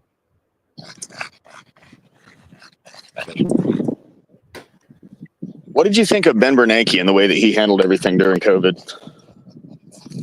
I think he wanted to do the right thing, but every time he tried to do the right thing, he was handicapped. I didn't like him. I mean, as a human being, I have no idea whether he's a good human being or a bad human being or whatever.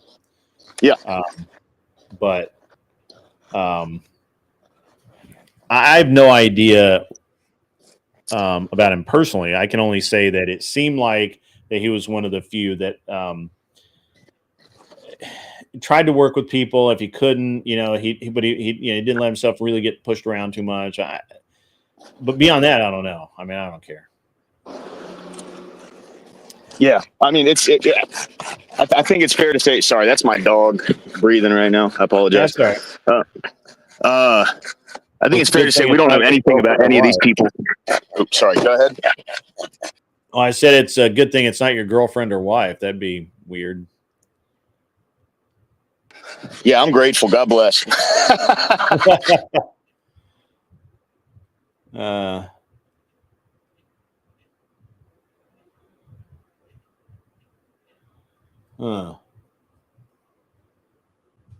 This is going to have to take some research because they've got Congress people saying that Trump absolutely has the authority to dismiss Powell. They don't say fire. They say they has the authority to dismiss him. But I don't know if he actually would. Because he has said publicly that he won't fire Powell.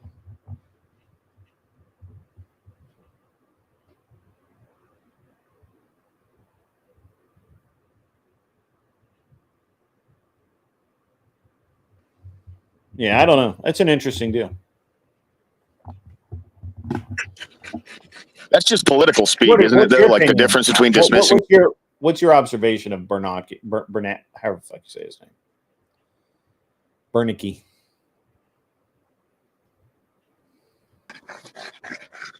I mean, it seemed as though like he didn't really seem like he was super tied to one party in the way that he did things.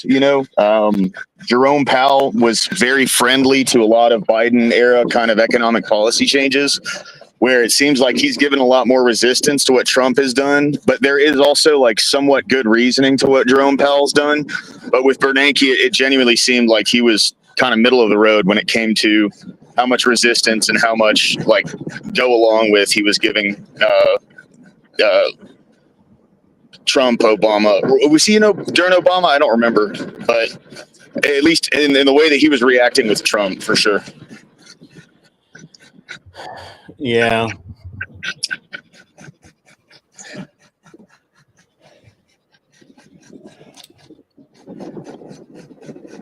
Yeah, Mr. Bill, it is weird that Powell's an owner of the is he how much of the bank does he own? I don't think he's an owner. The Fed. It's weird that the Fed can have owners. I don't think that that's accurate. I need to look into that.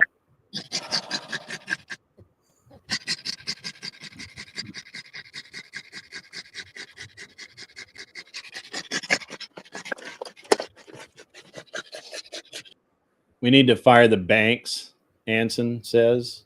Okay. I understand the Federal Reserve is its own entity.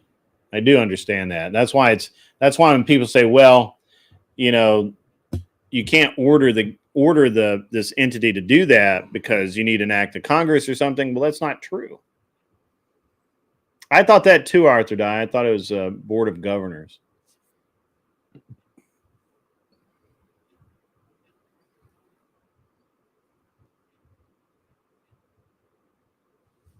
So, anyway, lower class. What's new with you, man? What did you think of last night's show? How did we roll?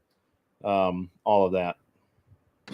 I mean, I think it was great. I kind of jumped out a little earlier and then came back in, so I learned a lot. Thank you. I'm not necessarily in real estate or anything, and I definitely am not at the level that you're at when it comes to finances. So the first part, I know I didn't say much, but I definitely learned a lot, so I appreciated that. But coming back in later when Ryan was being such a dickhead to Tim Hale, I had to come in and fucking shut him up, dude. I'm sorry, man. Yeah. Ryan's. I'm still trying to decide about Ryan. Everything that literally like everything, man. That every time I think about him, all I can think about is this dude's bad faith. Like this dude is just not. He's not there, But he made a good point last night that he actually listens and he'll challenge you and all of that. I think maybe the actual problem I have is he makes a statement that is obviously, if not absolutely false, it's troublesome. You know what I'm saying? And and he'll just stick with it. Like he you know, like you can, it's very, I don't know. I just don't know what to think about old Ryan, man. Maybe I should just hate him. I think the big thing with him that really frustrates me, because like I've had some constructive conversations with Ryan, so sometimes he's not like completely unbearable, but only with certain topics. He has this tendency to like try and poison the well before getting a conversation started, and then anything someone says completely falls through the lens of, oh, I don't believe that, I don't agree with that, that's not true. Even if you show him like, here's the evidence of what we're talking about, and he goes, yeah, but I still don't agree with that. It's you know, I understand that, you know, to some degree he does have some elements that are good faith, but I don't think it's necessarily like he's even meaning to be bad faith. I think he's just so captured by his ideals that well, I mean, no matter what, in fairness, I don't believe that he understands what bad faith is or means. right. Just being fair. And a lot of times I think people that accuse him of being bad faith don't know either. So there's that. But let's focus for a minute on like, you know, like he has the most surface level information about January 6th, right? And yet he is absolutely comfortable calling Tim a traitor. You know, somebody that was exonerated by the courts, that's been found innocent of wrongdoing, but yet here Ryan is, you know, saying, well, no, he's a traitor. And that's a rough one for me, to be honest. Well, yeah, and that's what I'm saying, right? Like he utilizes that kind of rhetoric to, like, before a conversation even gets started, he immediately starts. Sorry, it's like 90 degrees outside. My dog's half dying. Give me just a second, and that'll Well, end. I know it's 90 degrees outside. It was 90 degrees here at 9:00 this morning. Yeah. All right, there we go. Sorry, I was in the car and he was sitting right next to me, breathing right in my ear. I feel bad for the little guy. But we have Never Lucky Ducky. Hey, how's it going? What's up, man? dude? How are you? Doing pretty good. Always see you live streaming, never called in, so thank you for having me. Sure, man. Since I don't know anything about you, Never Lucky Ducky, why don't you tell us about yourself? Hey, my name's Kai. I'm a Northern California man from Humboldt, California. Okay. Born and raised here. I met my wife online through Discord. Got married in Pennsylvania. Moved back here, take care of my family. My dad's a Gulf War veteran, and he's got some health problems. So I'm more of a stay-at-home father while my wife goes to work. She's an occupational therapist, 6-year degree. Okay. So, I just like your guys' message and really appreciate you guys. So do you consider yourself a centrist? I would consider myself more of a constitutionalist. Okay. Very conservative in that sense because my dad was, more of a Marine. So sure. Gotta go inside, please. Close the door. Yeah, absolutely. What about you, Greg? I don't know too much about yourself. I've watched the videos, but I don't really know too much about yourself. About me? Yeah. I'm an open book, man. I generally answer any questions someone gives me. How did you get started? I've seen you here all the time, and you just have a great following. So I was just wondering how you got started. Oh, how I got started? I was in Discord with.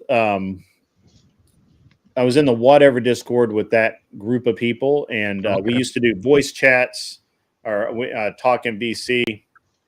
Oh, look, we got them all set up there.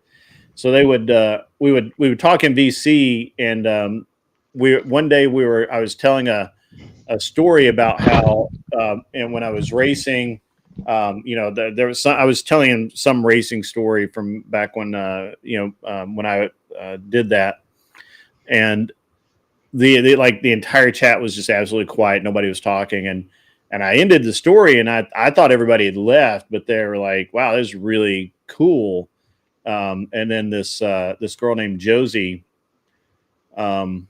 basically was like, "Hey, you need to be a streamer. Like, you need to be doing this." And I'm like, "I'll try it. I mean, I'm retired, so I don't really give a shit." So That's cool. time. Yeah, I was like, man, I always see the live stream and stuff going on with like Andrew and you guys Sure. going on, and I'm just like, man, that's just so awesome that people are just going out here and doing that stuff, because I got nothing like that in my community. It's all Alphabet Mafia people, so it just sucks here. Alphabet Mafia, that's hilarious. Welcome, Jake VO Pod, man. If you want to jump up, go ahead and run over to the Discord. Actually, you know what? I'll just throw it in the Discord. If you want to come up or not, that's up to you, man. Totally cool. I really appreciated our conversation yesterday, Jake, about the non-conspiracy theory, conspiracy theory, and I'm glad we had that talk. So he's probably working. He's probably driving around somewhere and can't come up. That's okay. Yeah. So Never Lucky Rubber Ducky. That's a long name. So we already have a duck here. We might have to call you. Might have to change me. All right. You might have to be lucky. All righty. Which That's one right. of you are lucky? So I'm a constitutional conservative, right? Like, I believe if it's not in the Constitution, probably should take a long look at whether it's applicable. And if the and most of the time we're going to find that it's not, right? Like, we don't really need an FDA.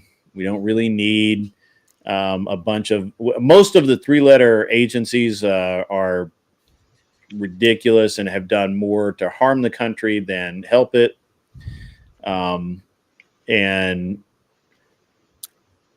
anytime the only argument that is truly acceptable for these agencies to even exist is the idea that we need guardrails on the system to keep citizens from doing things like overfishing lakes and or planting too much corn or whatever. And at the end of the day, we've got at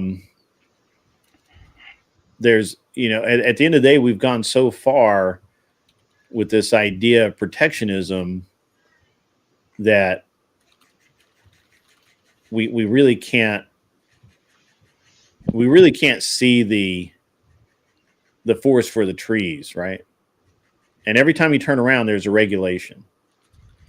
No, you're right. Like my dad used to talk to me about this exact situation, but maybe in a different context. He used to say, "Kai, I wish that there was the same things back in the day that there is, that there was back in the day that there is now, because there's not so many things to do. There's not many opportunities, or the doors aren't opened as they were in the 80s or the 90s, and it's just kind of sad how everything is getting, especially in California, everything's behind policy, red tape, and you can't do anything because everybody's pulled up the ladder behind them."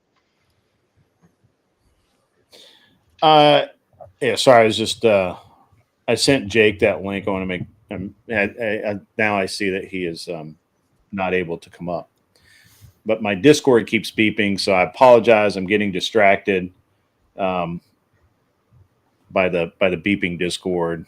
I'm a horrible person for that. When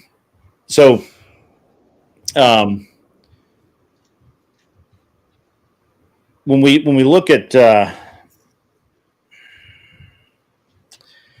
things like, there wasn't a Forest Service, right? There just didn't exist, right? And yet there really wasn't widespread clear cutting of land, except where people were building farms, right? And that was a good trade, right? I'd make that trade. We need farmland, we need to feed people. So while I agree that there's some need for, some guidelines. I just dislike. I very much dislike where the country's at, and it's, I don't know. I mean, we can look at history through a modern lens and find all kinds of criminals, but that doesn't make them actual criminals. So there you go. Uncle Fatty says, hold on. I got to scroll. Stand by. It looks like I'm missing. That looks like half an answer or something. Well, it almost reminds me of like how in Northern California we closed down a lot of the mills, the lumber mills, everything else was closed down, and we started outsourcing it to other countries, where we started buying lumber from Japan and shipping it over here, China and shipping it over here, and that closed down all the mills that my grandpa worked at. He was a millwright in Simpson, and they closed down that mill, and he worked there for 50-something years, and out. Yeah, to me, that was where I was going to work. My dad was law enforcement. He was a Marine Corps, so that's where he went. I didn't go into law enforcement. I wanted to go into, to be a millwright. I wanted to go work with lumber, things like that. I've been doing lumber since I was like 12 years old. I used to stock, buck, chop, stack. I deliver it, do everything. And ever since about 2016, they made it almost impossible to go cut your own wood. Even if it's like a felled tree, they won't let you do it. So, and I'll get back into that in a minute. First of all, I scrolled back. Uncle Fatty says, is that a 56 Bel Air? Yes, it is. Yeah. 56, all classic. And then he asks, what are the first 16 words of the Constitution, in the Constitution? I don't have it memorized, man. I'm just going to be honest with you. But it's we the people, in order to form a more perfect union, hold these... truths to be self-evident. Truths to be self-evident, and there's some, and that's kind of where I peter off. So, apologies. I've not read that in some time. And then you want to throw the kink into the waiting room? Whatever you. I don't know, man. You do you, bro. Why do regulations exist? I don't know. Depends on the regulation, I'd feel like, because there's a lot of regulations. Because some corp took advantage of a system that needed to be regulated. Yep, exactly. Maybe not. Look at rainwater in most states right now. You can't even regulate rainwater. You cannot collect rainwater. That is a very true statement. Yeah, it's and a horrible in most states. Most states, yeah. It's a horrible law. Yeah. So I think there's a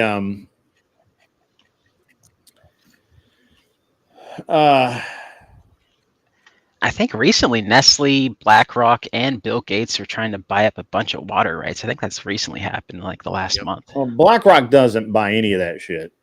BlackRock's a holding company, and they may have a company that buys that, but they don't.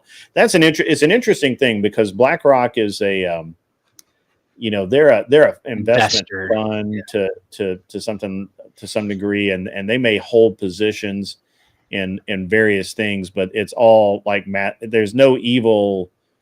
It's hard to assign evil to it, because it's all done by algorithm and computer and analysis, right? So it's interesting, because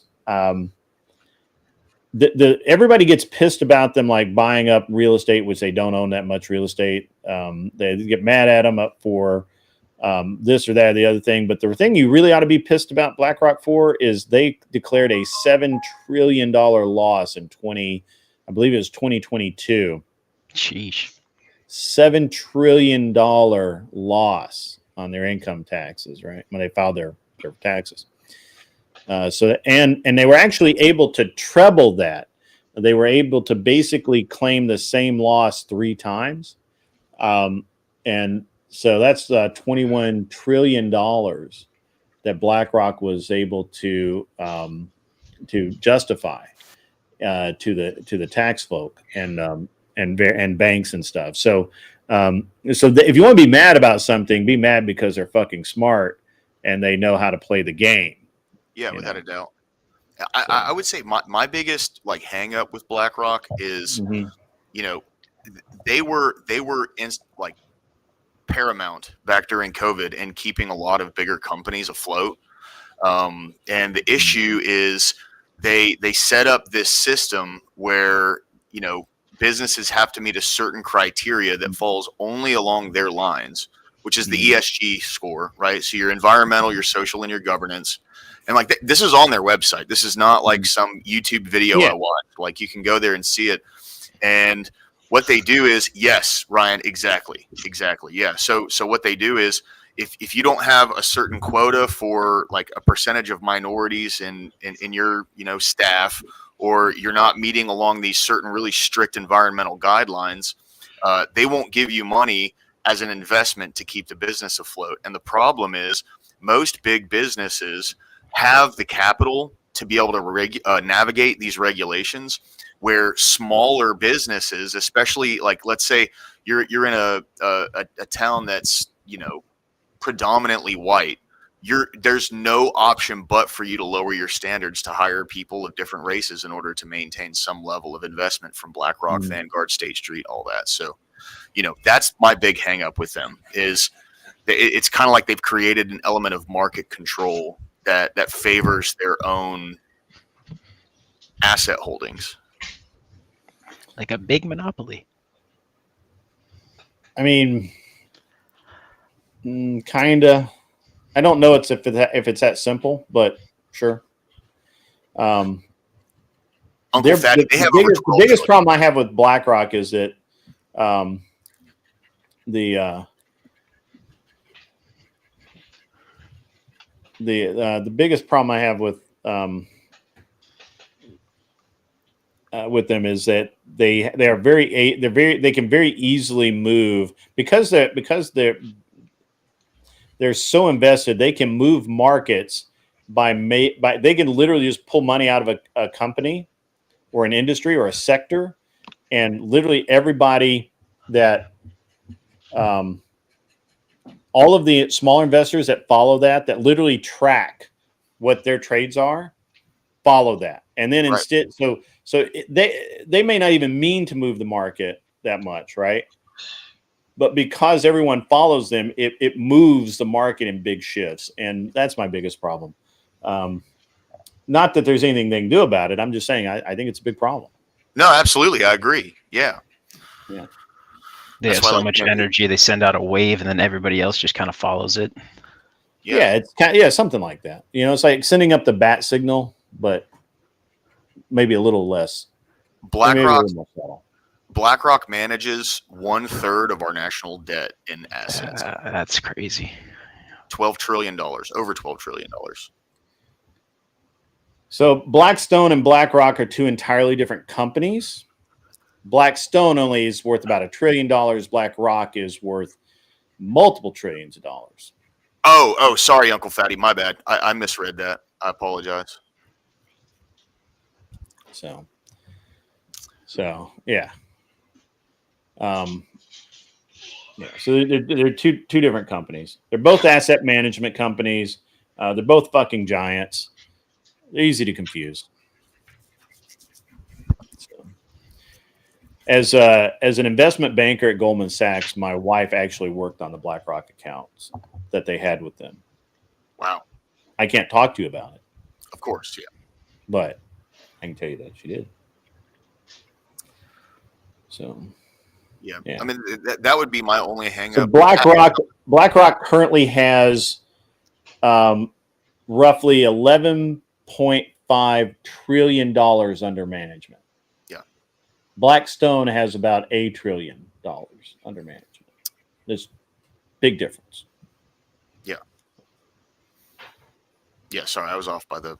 No, it's all right. Look, people make the mistake all the time. I mean, it's just when people are like, no, it's BlackRock, it's Blackstone, not BlackRock. And they're like, look, they both exist. You're both right. Yeah. Right? Like, you're both right. Oh, yeah. I was the one that misread what he had said. That was on me. Yeah. Yeah, you're both right. So, yeah. They do invest in different things and whatever, so it's fine. No EB3 return. No, I kind of called that out this morning a little bit. This morning when I opened up, I said, it's really got to suck to be an adult that gets pissed off because someone pays to, have you removed. See, if someone paid you $100 to kick me, I'd be like, hell yeah, right on, Grid. Right? Yeah. See you tomorrow. Right. $100, bro. If it was 2, I'd be like, I'm out. I just made you money, bro. You know what I mean? Yeah. Right.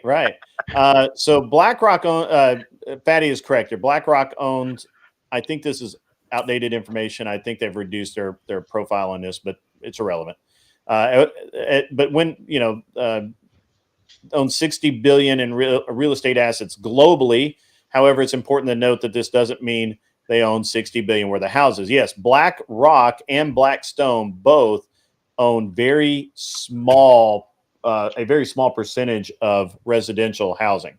Most of what they own are corporate buildings like skyscrapers and entire apartment complexes. And even then they're not. They're like more like what do they call those things now?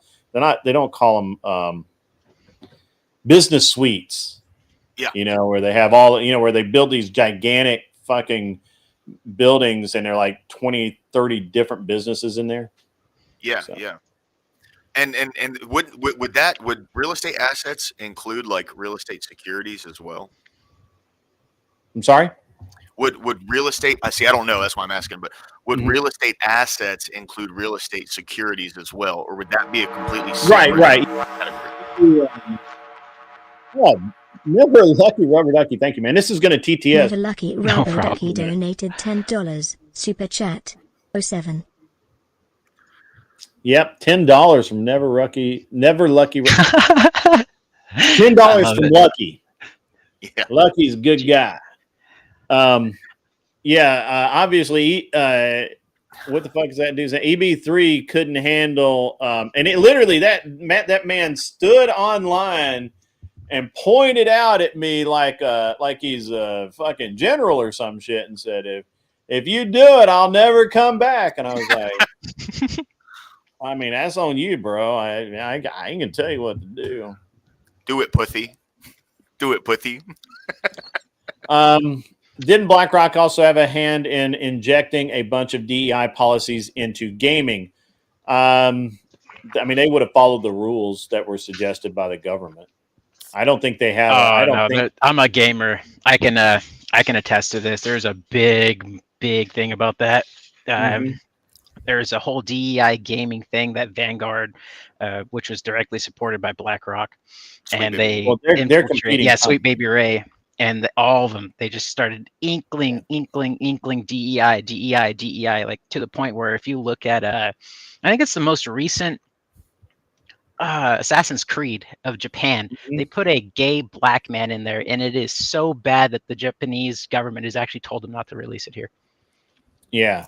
So Vanguard, BlackRock, and Blackstone, all three different companies. BlackRock, I believe, does invest in video games. Blackstone, I don't think does. I think Blackstone is a holding company, but I'll have to look it back up. I don't remember off the top of my fucking head, and I'm not ChatGTP and that shit.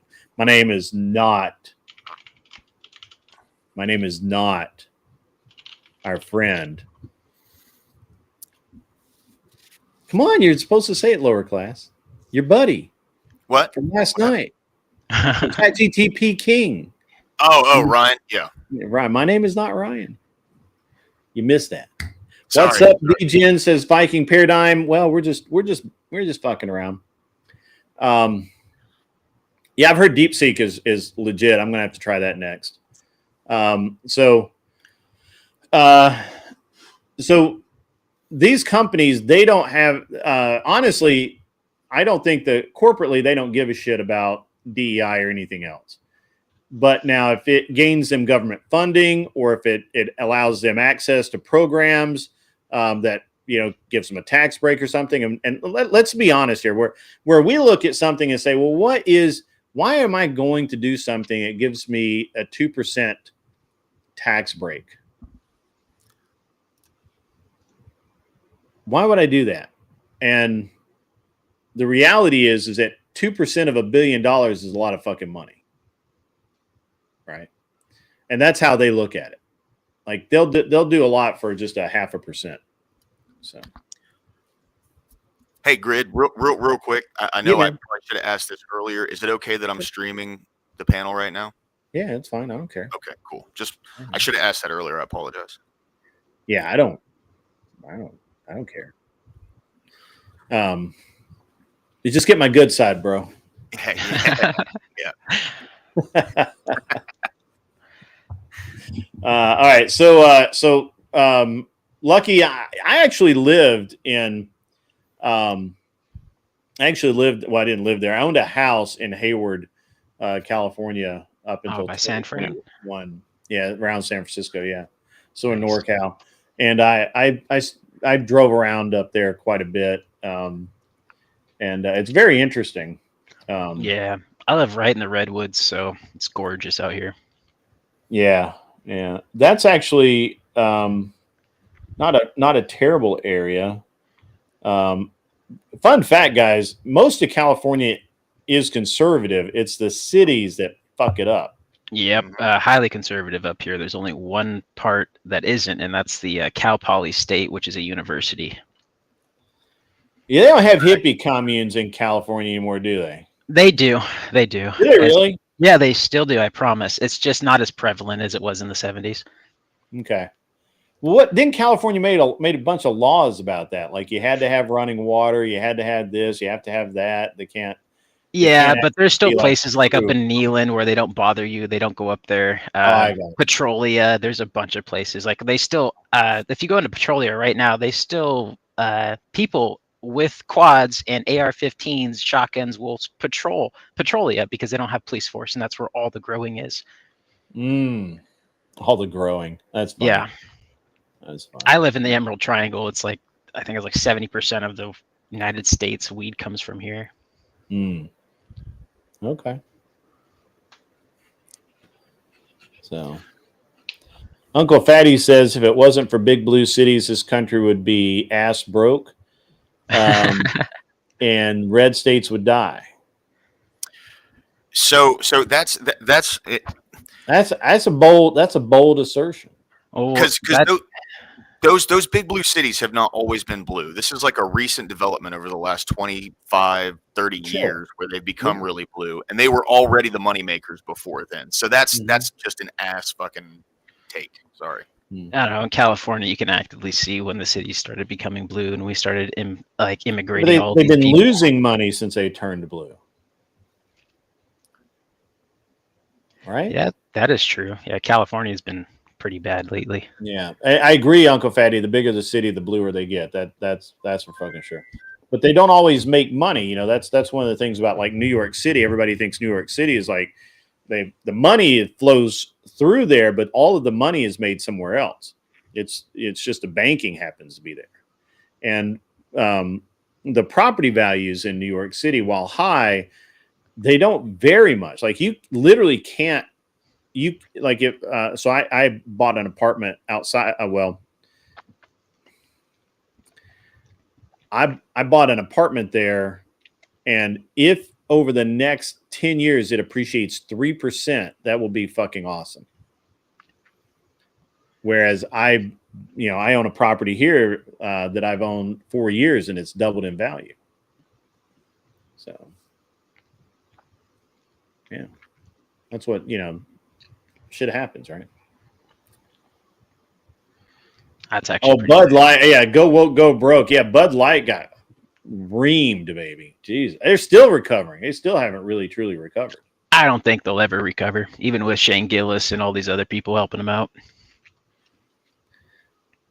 Yeah, I mean it took like 2 years just to get a decent rep, right?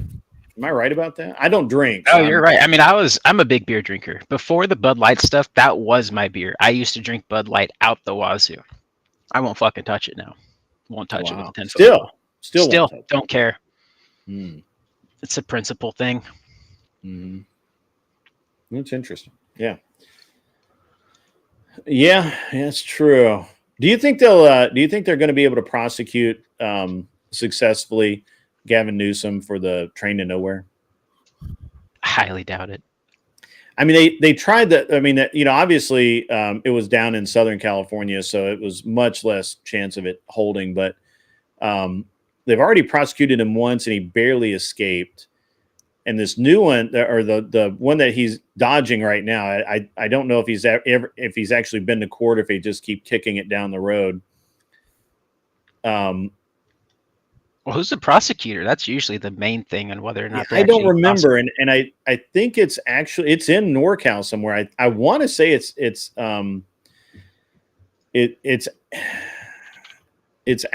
just outside of Sacramento, so it's going to be tried in Sacramento. But they're basically saying that he diverted. You know, they're basically saying that based on the amount of auditing that they were able to do, which it was obviously heavily restricted, based on just the amount that they were able to do, that there's like huge mishandling of funds and all of that. And this case, the case in Southern California didn't really have teeth, and Newsom was able to just basically lie his way out of it. No big deal. But this one, the case they're working on now has some teeth to it. It'll be interesting to see if in California, if a Democrat really can get away with stealing and diverting billions of dollars and just walk away scot-free. It'll be interesting to see that. I think they're going to get away with it just the same way they did with the fires. They're just going to push it on to somebody else, and like the mayor or the fire. Well, I think that's his tactic. Yeah, no, 100%. That's what their tactic is. They're just going to. I think his tactic is to just. I think his tactic is just to wait until re-election, and you know, I think he can be reelected. I don't think he will be reelected. I think they'll find another scumbucket to to be governor. But yeah, well, hopefully we got that the sheriff guy running. It's about him and Mel Gibson. I'd love to see Mel Gibson as governor. That'd be fucking hilarious. Yeah, that'd be fucking hilarious. That'd be prime time. That would be. Oh yeah, man, that'd be great. You start releasing the DUI video. Exactly. Yeah, dude. It'd be hilarious. Or his call to his ex-wife. Oof. Oh gosh, that one was bad. I haven't seen either of those. So viewer discretion is advised. Yeah, viewer discretion. Yeah. So. But so with Newsom, would that be something that they'd be trying to prosecute him federally, or would that be a state case? Because unfortunately, if it's a state case, like I don't see that going anywhere. Yeah. I believe that it's technically federal, but it's being handled by the state prosecutor because they've already prosecuted him once. And you guys understand the case, right? So basically, it was something like $12 billion spent on this super train. And for $12 billion, and somebody, you could fact check me on this, I could be wrong. It could be $100 billion. Fuck, I don't know. It was a lot of fucking money was spent. And at the end of, and this was like 10 years. This goes back to Brown, to Moonbeam. Yeah. And and so basically, again, my understanding, they spent $12 billion over about 10 years, and they completed 100 miles of track. And I don't believe they own a train to go on the track. See, I didn't know that much. I was just under the impression that, like, from just a very generalized view, they had gotten a bunch of funding for it, and it didn't bring basically anything usable. So it's just like a monument, essentially. Yeah. Let me. Monument of failure. It's like a. I actually take a moment. It is, of course, the California High-Speed Rail Project. Mm-hmm. Actually, I'm wrong. I was wrong. $33 billion Holy shit. Was the initial estimated cost. They have spent actually $100 billion. I was fucking wrong. And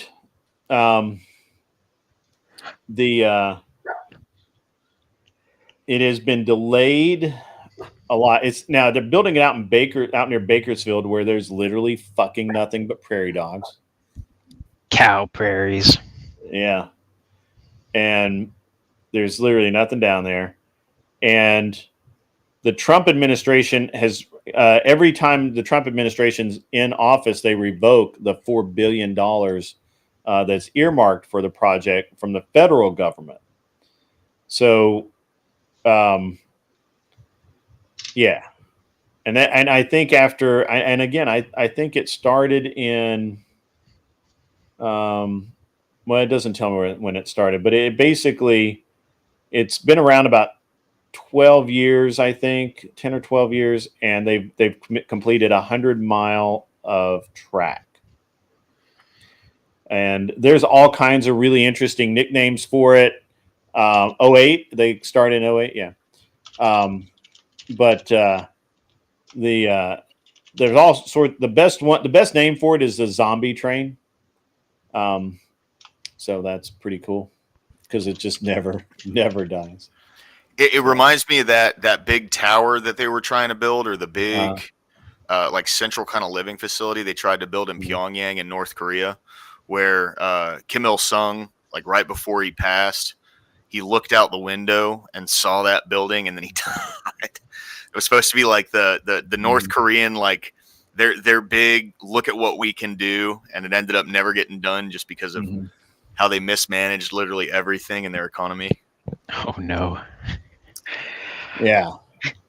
So, all right. So, in 2015, it topped John Boyd's list of America's 20 biggest wastes of money ever at $68 billion.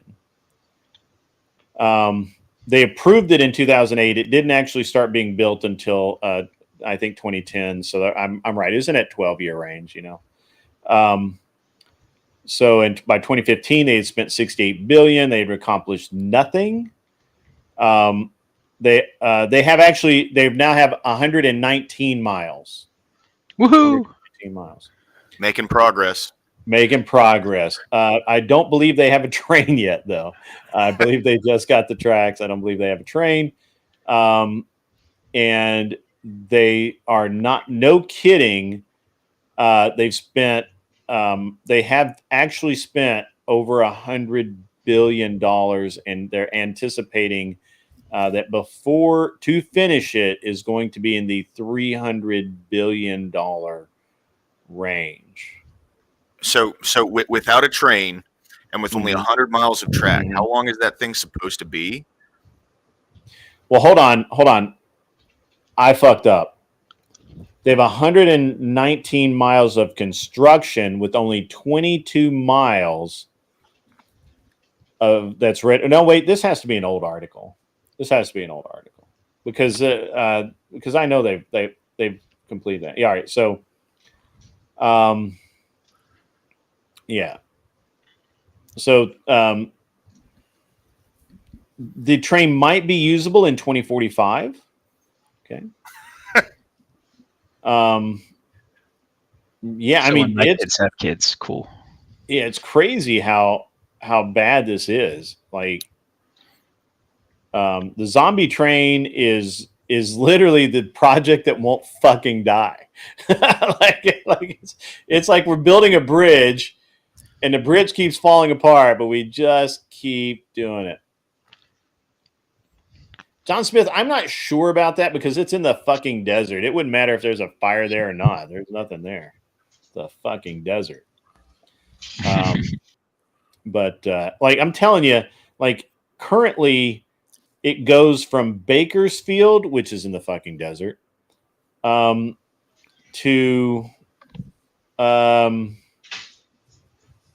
it goes through the Central Valley. It doesn't say where it ends. I think it's gonna. The 100 miles is supposed to end somewhere near LA. So That's insane, man. Yeah, I don't think we'll ever see that in any of our lifetimes. So I am wrong. I am really wrong. They have not completed 100 miles of track. They are ready to lay 100 miles of track. And that's before the money's even like 100%. That's why they don't have a train. They don't even know where to put the train. Yeah. And so they've only got only a 22-mile stretch is ready for the track laying phase, which isn't supposed to start until next year, 2026. They hope to have within the next 20 years to build to Gilroy, which is 70 miles away from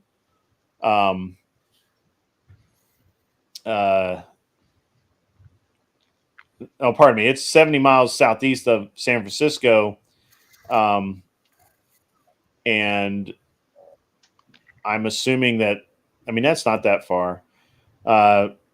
This is like the guy who's on this project is there's something wrong, bro, with these people. Like, it's crazy, man. And people, like, I hear from, I'm in Birmingham, so I do have liberal friends. I do have conservative friends, and they all kind of fall along the lines of, whenever I talk about things like this, they always say, don't mistake incompetence for malice, or vice versa, however it is. And there's just so much of this, and there's absolutely no incentive structure for our government to not waste money, that I can't help but think, like, when you go down the line of how this money passes hands until it actually goes into some kind of tangible result, they know what they're doing. They know how the system works. These people aren't stupid. I don't know. I got to be honest. Ghost 1978, you're right. If you add up all the inches the women take on in California, they've laid more miles than the government. And that's right. Gentlemen, I want you to understand that we're talking about miles of cock. Yeah, well, California's in a drought. These women are thirsty. They're thirst traps, baby. Absolutely. Yeah. Yeah, I don't know. The way that I see it, it almost kind of reminds me of like what they did for Xi Jinping. How they cleared up they cleared up the streets of LA, and all this stuff eradicated up for the Chinese dictator. For the guys from China, right? Newsom had them like clean the whole city, and like it took a week. Yep. And they just came in, cleaned everything up. It was beautiful, perfect, the way the city ought to look. They leave, it's right back to fucking shit. Exactly, and that's what I'm wondering. Literally, he's right. Lower class. What is the incentive for us to actually keep these people accountable? There isn't any. No, that's what I'm saying. People were walking down the street, live streaming people taking shits in the street or on the sidewalk. All the tent buildings that had been removed were being rebuilt. It's crazy. Yeah, my older brother used to work for the city. Yeah, and, this is he used to clean up speaking all the of California. California. Speaking of trains, how's your mom, California? Yeah. Man, something about every time I hop online, everybody's fucked my mom. I gotta talk to her about that. Yeah, man, that's crazy, man. They're gonna trust the LA with the Olympics. They're on crack. Yes, all of California is on fucking crack. Yeah, I can confirm. The Powdered Dusty says he fucked California's mom too. That's right. That's baller when you're fucking state's mom. Yeah. Who is California's mom? Would that be Washington, Oregon, Mexico? I don't know. Mexico? Mexico is California's mom, and Flo has fucked Mexico. Based. Yeah, that's true. That's true. You can't get away from that one, Flo. There's pictures and video that night in Tijuana, the horse or mule or whatever the fuck it was. Sounds like a Diddy time. Yeah, that's a Diddy party. Ain't no party like a Diddy party, and that's for sure. Yeah, Mexico is indeed fucked. That's true. Yeah. Because Flo State fucked it. Yeah. Yeah. Yeah, that's true.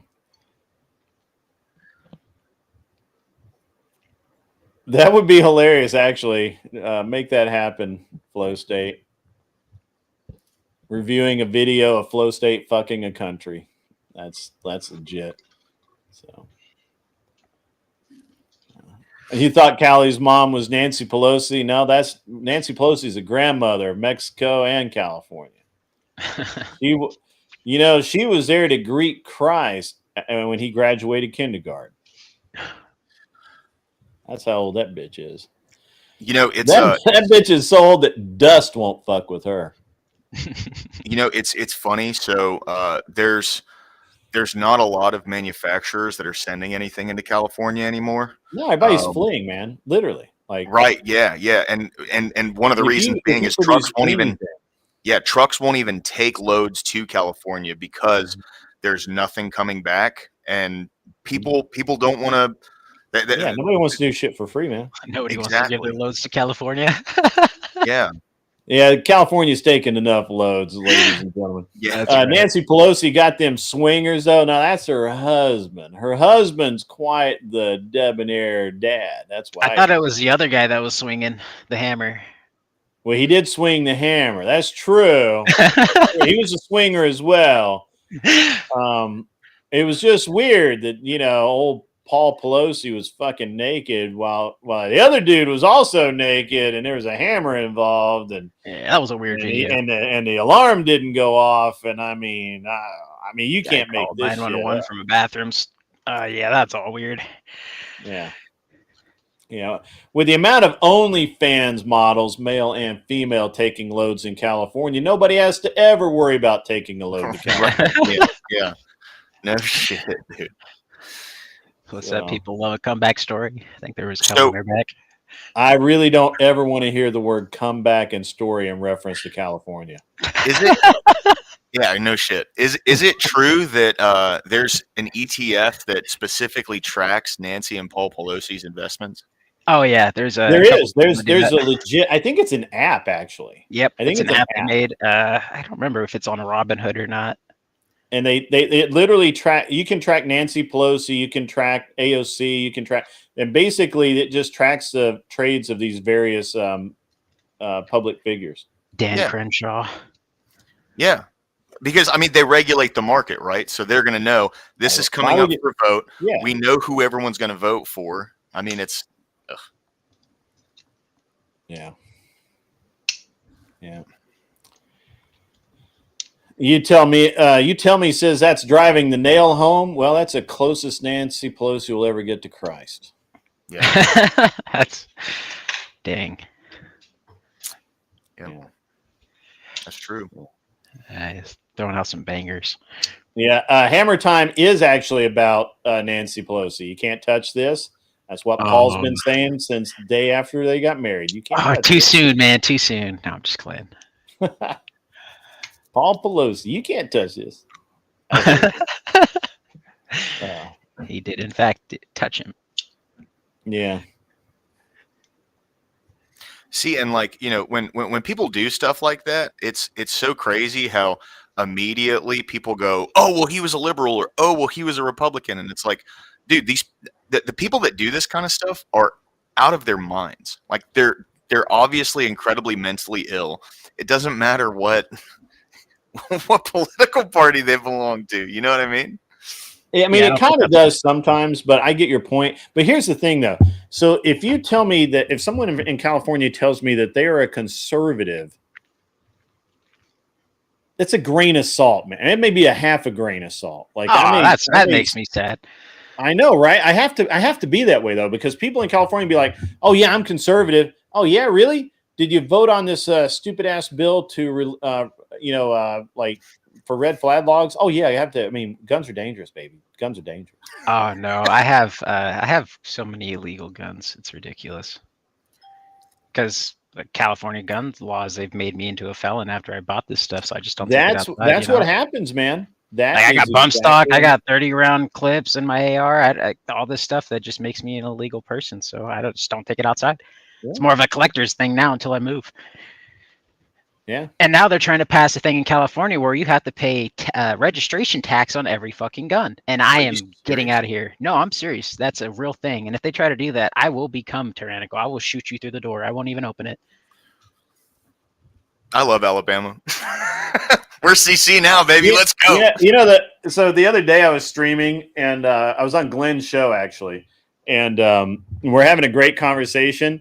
And I had the whole time during the show, my buddy's texting me, and he's like, "Hey, man, you know, they won some. They're competitive shooters like me, and they're like, hey, you know, so and so. I'm not saying his name, but he picked up some guns off the prize table, and we need to replenish his competition fund. Is there anything that you'd like?" And they sent me a list, and I'm like, "Yeah, I'll take that one and that one." And they're like, "Okay, cool." They're like, "We can bring them by today," and I'm like, "All right, that's cool. Right, 4 o'clock would be fine." And sure enough, 4 o'clock comes along, and there I have, I get my gun delivery. What's up, Kel? How are you? Good. How are you? I'm talking about guns, so I'm awesome. You got the delivery? I got my gun delivery, and you know, so it's like DoorDash for guns, you know, which is I buy most of my guns at Home Depot anyway in the parking lot. Isn't that what we did for Iran? I'm sorry? Isn't that what we did for Iran? Like DoorDash? I'm actually kind of salty that Iran has way cooler ACRs than I could ever have in America. I'm salty that the Iranians have fully automatic weapons, and I have to pay a lot of money for those. And it's a bitch taking those across state borders, man. Actually the full auto isn't, but SBRs are. So this is just nitpicking. This is one of those things that this is a weird person like me problem. But so I can take my suppressors across state lines, no problem. I can take my full auto guns across state lines, no problem. But that fucking SBR, there's a form that you have to fill out. And it's good for the year. So if I say, hey, I'm going to go to California with my SBR, they'll laugh at me and they'll say, no, you're not. And I'll say, like, yeah, you're right. I'm going to Arizona. And Kyle Rittenhouse. And no, I'm not in an Uber. I'm with Rittenhouse didn't break the law. Nope. Kyle Rittenhouse is a hero. Based. Matter of fact, if he wasn't already married, you should marry him. But he's already married. So more doors, more whores, or is it 4 doors, more whores? That's crazy to go court Kyle Rittenhouse as well. Okay, why was he shot? Hold on. You have a problem with him? Hold on. Sorry. That's right. So you have a problem with him ending a pedophile? Pedo. Fuck a pedo. Fuck a pedo. You heard here. So Kyle did you a favor. You should be sending him something. Thank you, no. Not nudes though. He's married. Don't send nudes. Yeah, thanks, Grid. I'm like, yeah.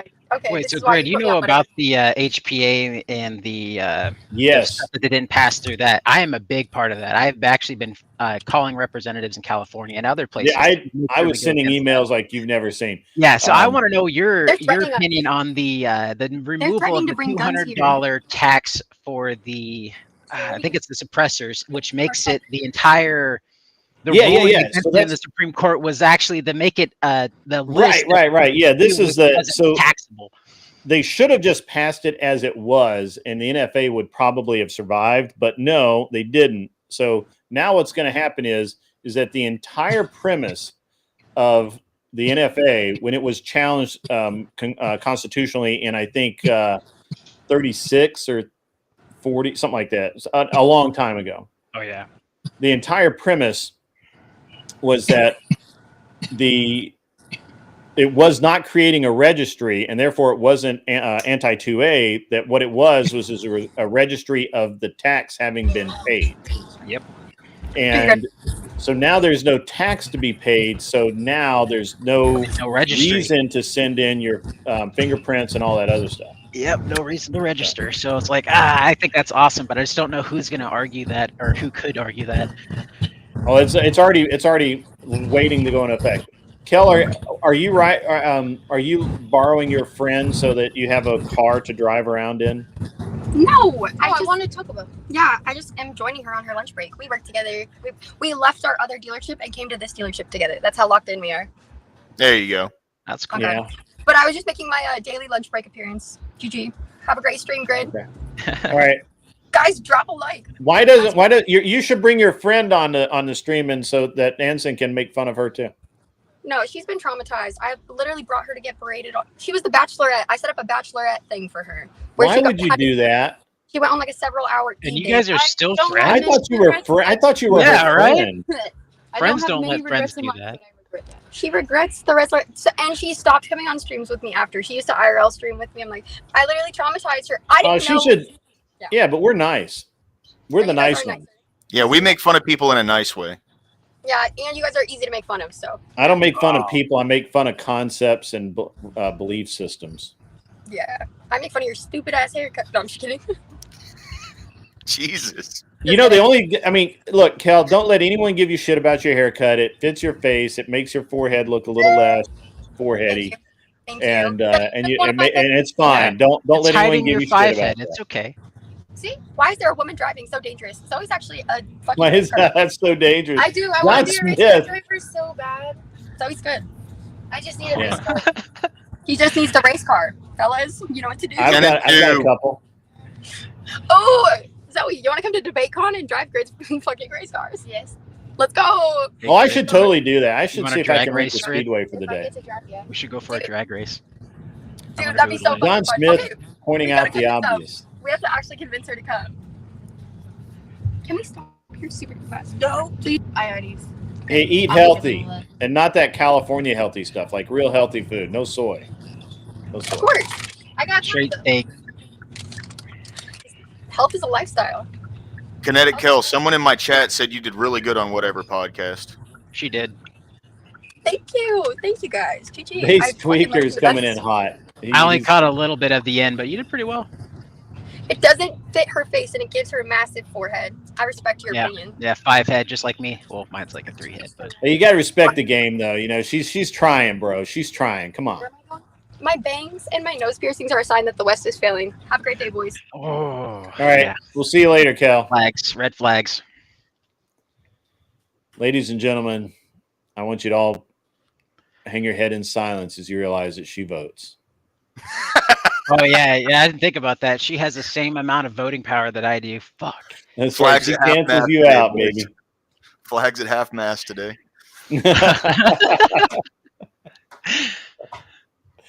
Yeah. Would you give up your vote if you could make sure that people like that didn't vote? I mean, Grid, you're obviously a homeowner and a bunch of other stuff, so you're not qualifying. But I don't have a home, so that's a constitutional thing. It used to be that way, you know, that you had to have skin in the game. Yeah, you had to be part of the bucket brigade. You had to be part of the draft, things like that. Yeah. You had to be so in a lot of Western towns, you couldn't just be passing through and vote. You had to be a member in good standing of the community. Mm-hmm. Well, if this was a long time ago, you'd have to be white too. My last name's Hernandez, so I don't know if I'd qualify. I look white, but I don't have the white last name. I don't know that. I mean, I don't think it was strictly white, but that's what poll taxes were for. They assumed that if you were Mexican or Indian or black, that you wouldn't have the money to pay the poll tax. That's why poll taxes were done away with.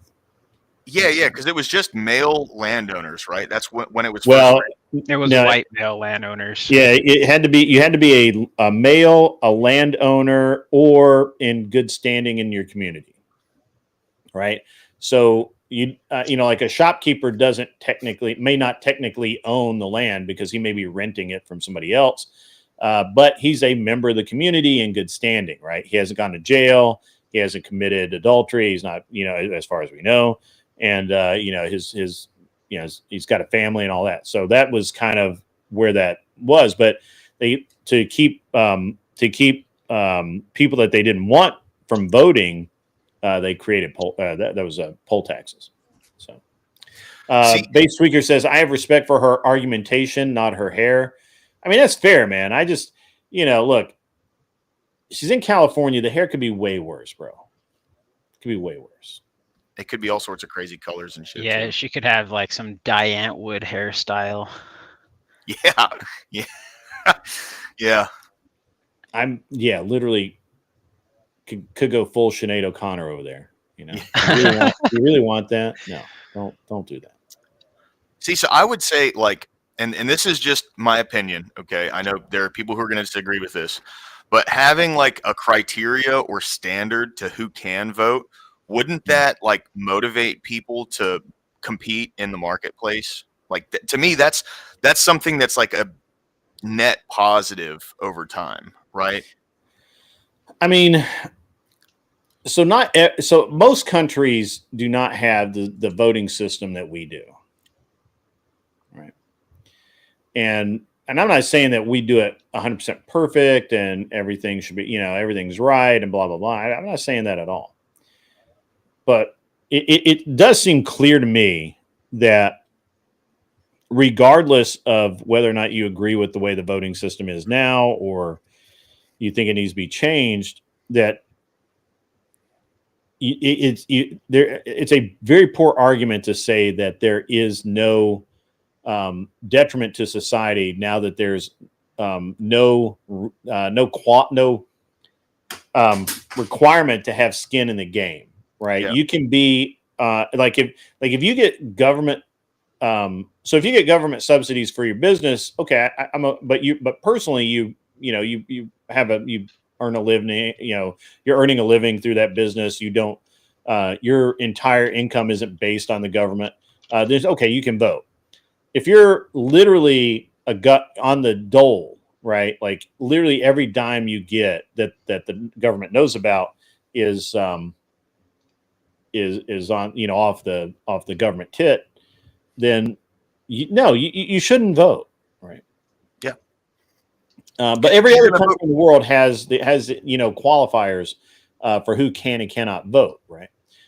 Maybe you need to make above X amount of money. You need to be this old. You need to have been a member of a political party for a length of time. I mean, there's all kinds of qualifiers. But yeah. Yeah, I mean, anyone who is living off of the government solely and nothing else, they're always going to vote in favor of a bigger government, right? Like the bigger the government, the more money that people can get from the government. So sure, yeah, there's a conflict of interest there. I totally agree.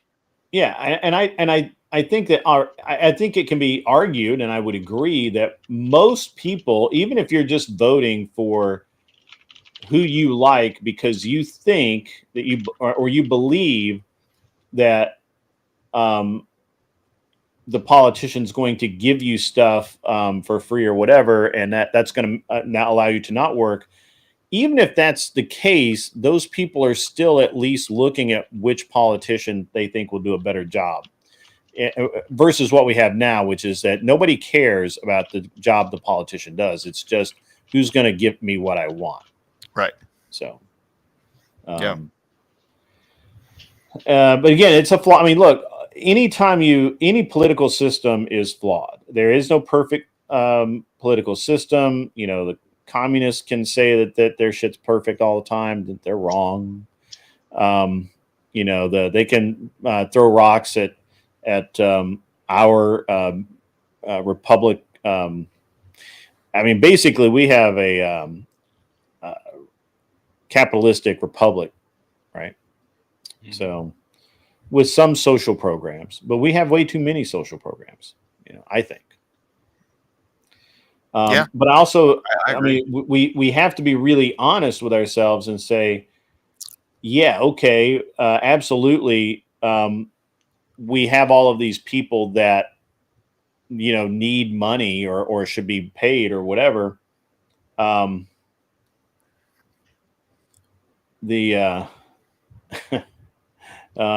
Tim Hale's coming in hot. But you know, he totally fucking distracted me, bro. Totally fucking got me. I mean, look, if we're going to have our republic, if we're going to enjoy our lives, do you feel like that we should do that the government should be in control of social programs and welfare and all of that, or should it be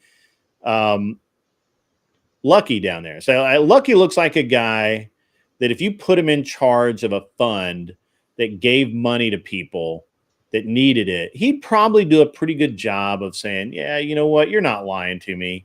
You're cool. I'd do it.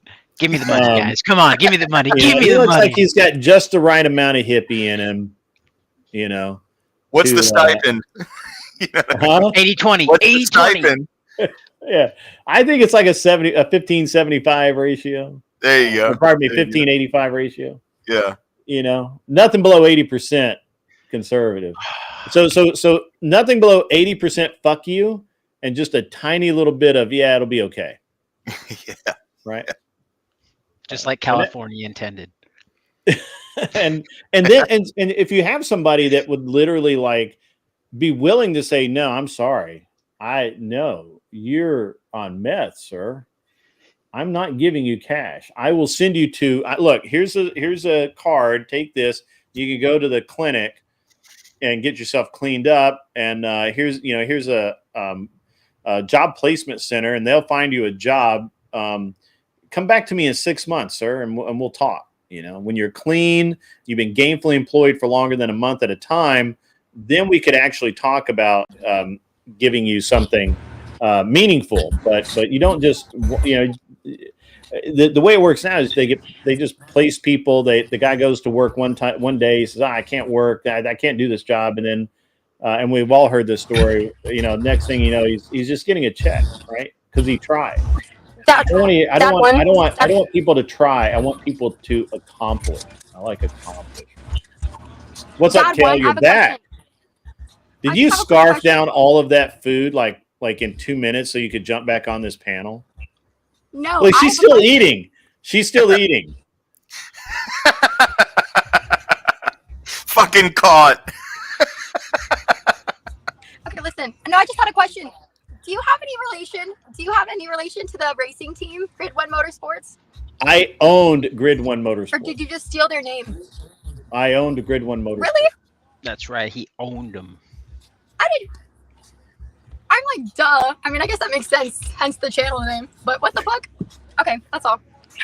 Back to the food. Wait, Grid, do you know if Alan you search Grid One Motorsports, you can find all kinds of shit about me. Because I've been in the public eye for like 30 fucking years. Like, do you do any Nitro Drag funny racing by chance? Sorry? Do you do any Nitro Drag funny racing by chance? No, we did. I did not do it myself. I welded up the jet engine parts for a rocket car. Ooh, that was cool. Rocket. That's awesome. That was pretty cool. And I welded. So have you ever heard of a company called Go Fast? Yeah. They did the energy drink, right? Yeah. Yeah. And they had the rockets, right? The jet packs for the Rocket Man. That was the James Bond fucking rocket pack. I welded that shit. Oh. Yeah. They came to the shop and they're like, hey, none of the airplane guys will weld this shit because they're convinced we're gonna die. And, so we need somebody who can weld this shit. And I'm like, I got you, bro.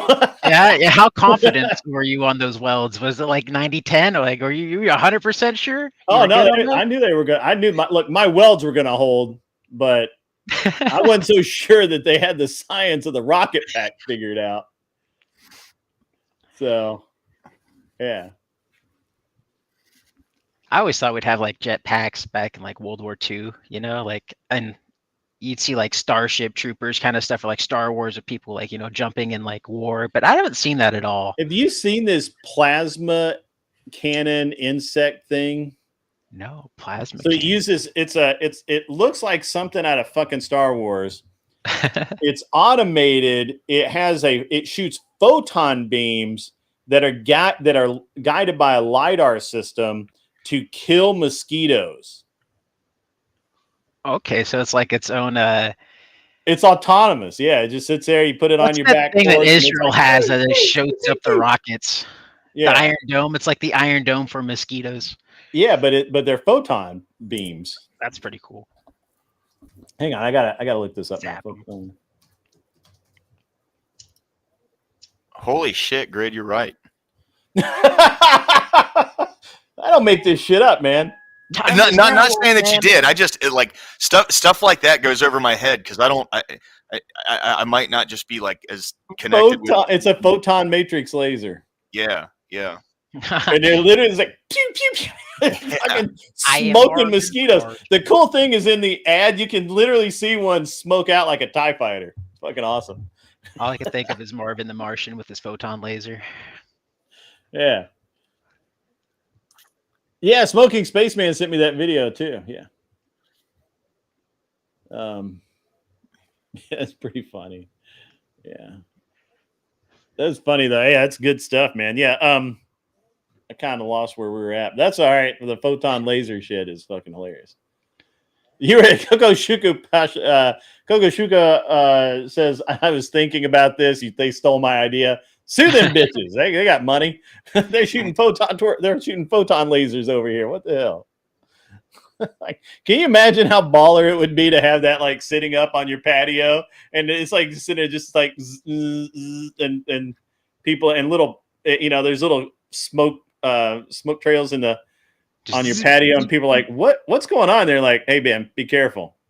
Photon lasers. Yeah, it's a legit laser turret. Yeah, it's all fun and games until you have a little design on. Did I know Jesse Combs just burns off? I met her a couple of times. I wouldn't say that I didn't hang out with her. She was weird around dudes, so but I don't know who that is. Jesse Combs. Yeah. She was on not Monster Trucks. Something 4x4 show on not Discovery, whatever. She did it. She was a welder. She was like really super cool chick. And she got really into racing of all kinds. She rode a motorcycle a lot. She was really like kind of actual female empowerment, like getting out there and doing shit and accomplishing it, and not just like wanting to, not just wanting to usurp the. Why is this not working?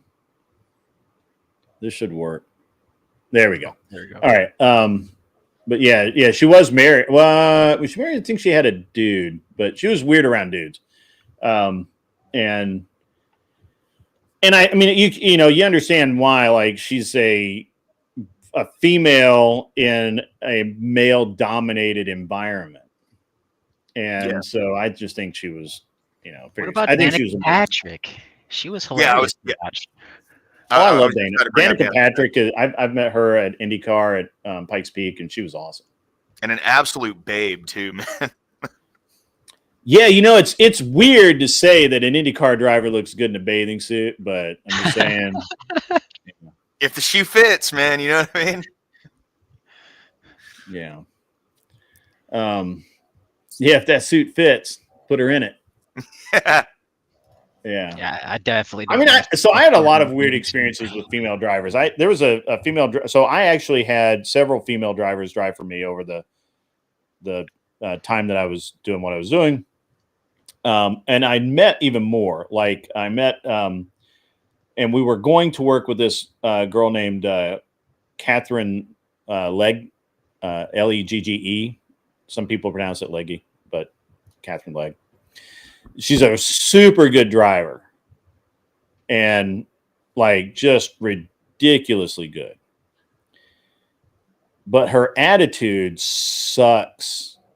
Unfortunately, it doesn't suck nuts. So, and I remember a couple of 3 years ago, I was gonna get back into racing, and I have a couple of cars here, and we were gonna run in the fuck do they call it series now?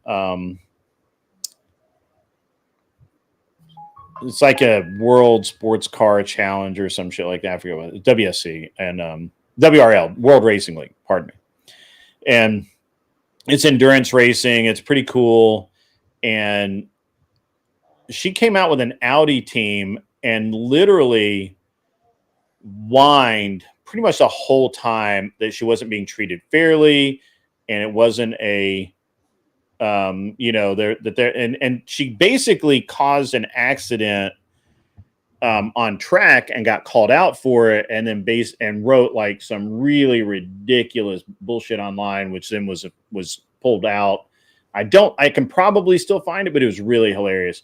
John Burt, you may indeed jump up. You just need to go to the Discord, get the link, let the mods know that you're there. You have to go to the waiting room and say, "Hey, I want the link," and then you can jump up.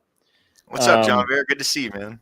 But it's an interesting thing with the female drivers. I had another one, Savannah Rickley, who's Savannah something else now. She got married, and she actually drove my car a couple of times.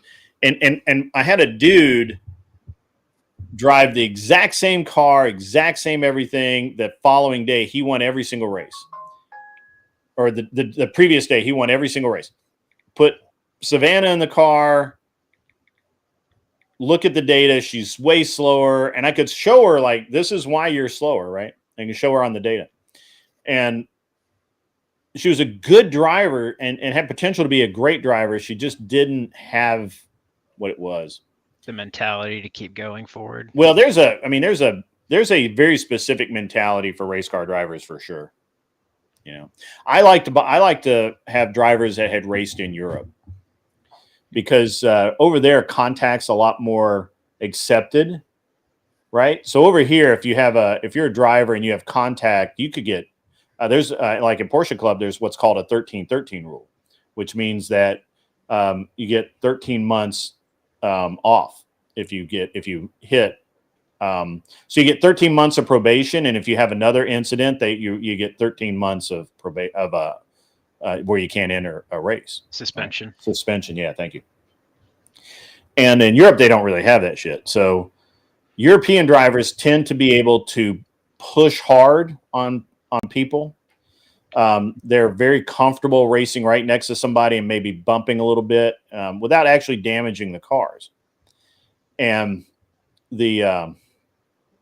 and so I really had a good time with those guys. I had a guy who, I had an Englishman named Dan Clark, and that dude was and I tell the story quite a bit, but so we're at Mid Ohio, and Dan's been a candy ass all of testing going into qualifying. You know, he doesn't like the way the car is set up. He doesn't like this. He doesn't like that. It's just, I'm like, this dude is, what the fuck? This guy's like pain in the dick. He's a candy ass. He can't just drive the fucking car. But we made all the changes he wanted made.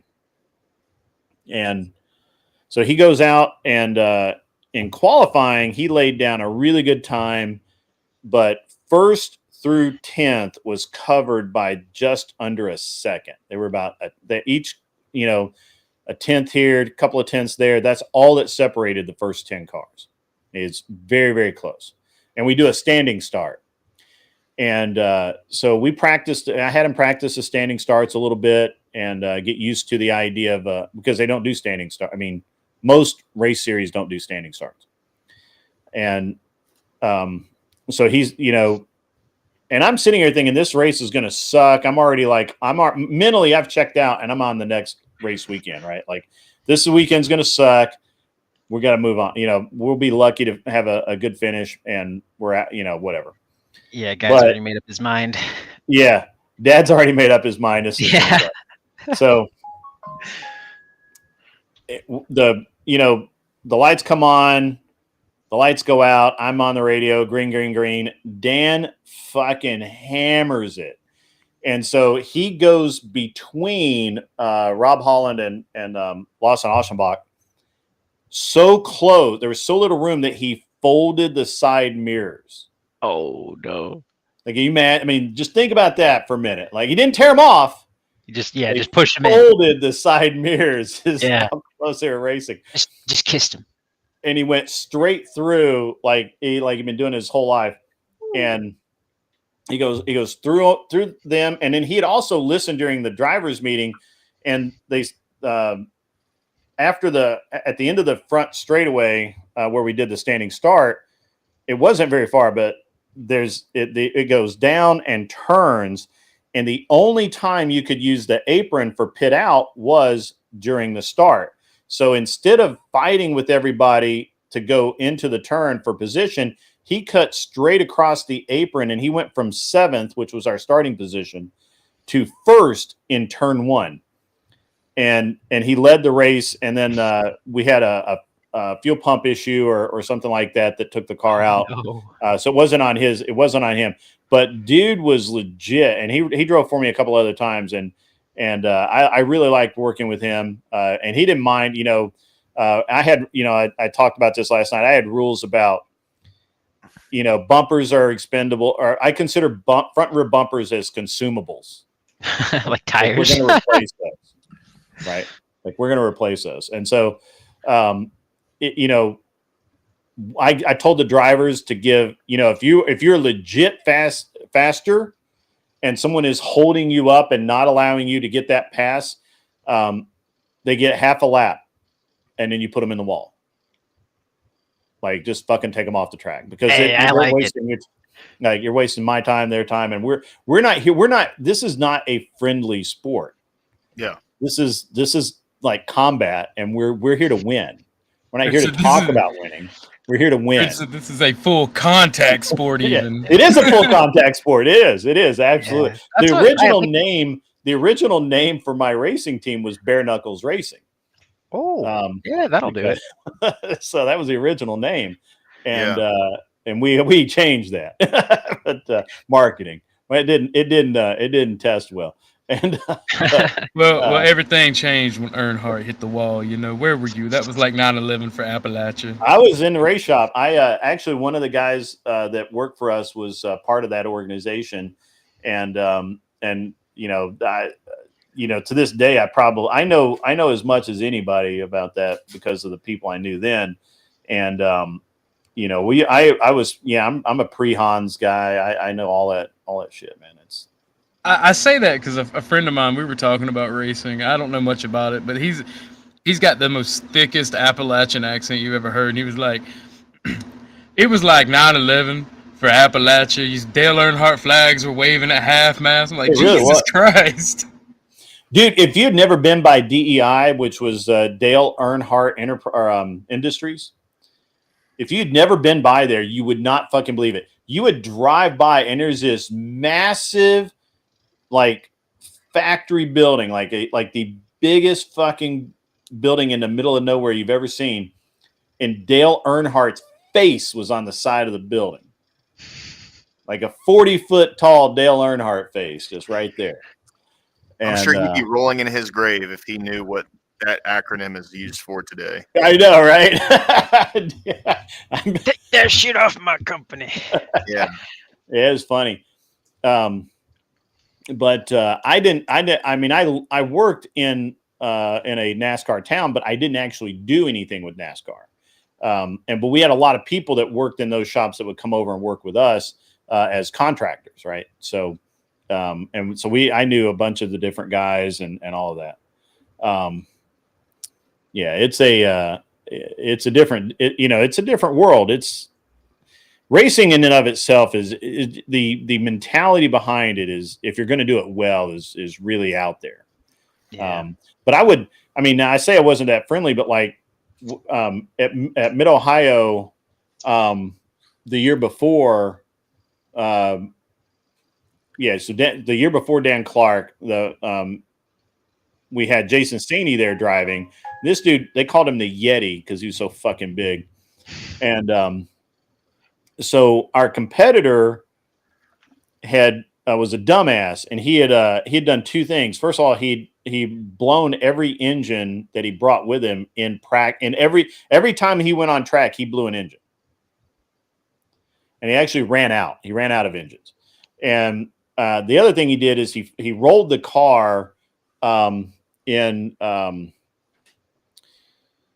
he rolled the car, I want to say,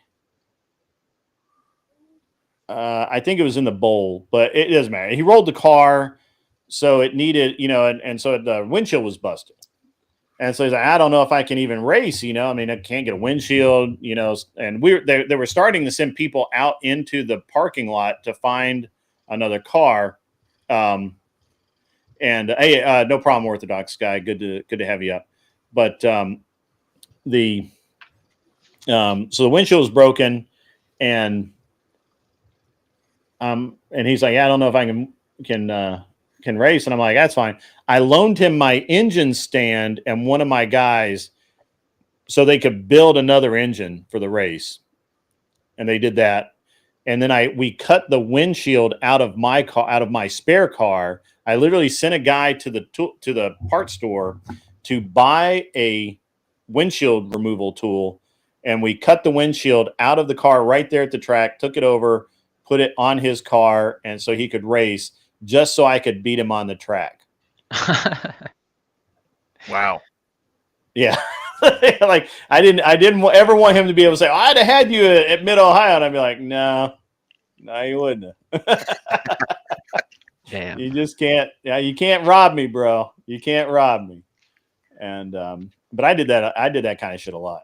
I would loan my crew guys to people. I would loan, parts, anything, just so I could beat your ass on the track. I didn't want to beat you in the pits. That's dumb. But I'd wear you out on the track. Yeah, my next door neighbor when I moved to Riverside, California for a little bit was Alan Perkins. I don't know if you know who that is. He's the leader of Manton's Push Rods. He's actually, his best friend ran it. His best friend died. Manly? Manton's. Okay.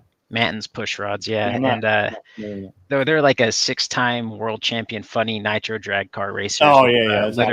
Rupert Littlefield as the driver. And they brought me alongside Bakersfield, and Alan taught me a bunch of stuff, how to CC heads, how to set up the piston rings, everything else like that. So ever since then, I've always wanted to get into racing, but I don't know. I'm not a big fan of drag racing as much as I am for like rally car. I love rally car. Rally car, bro. Hey, I got some footage. Stand by.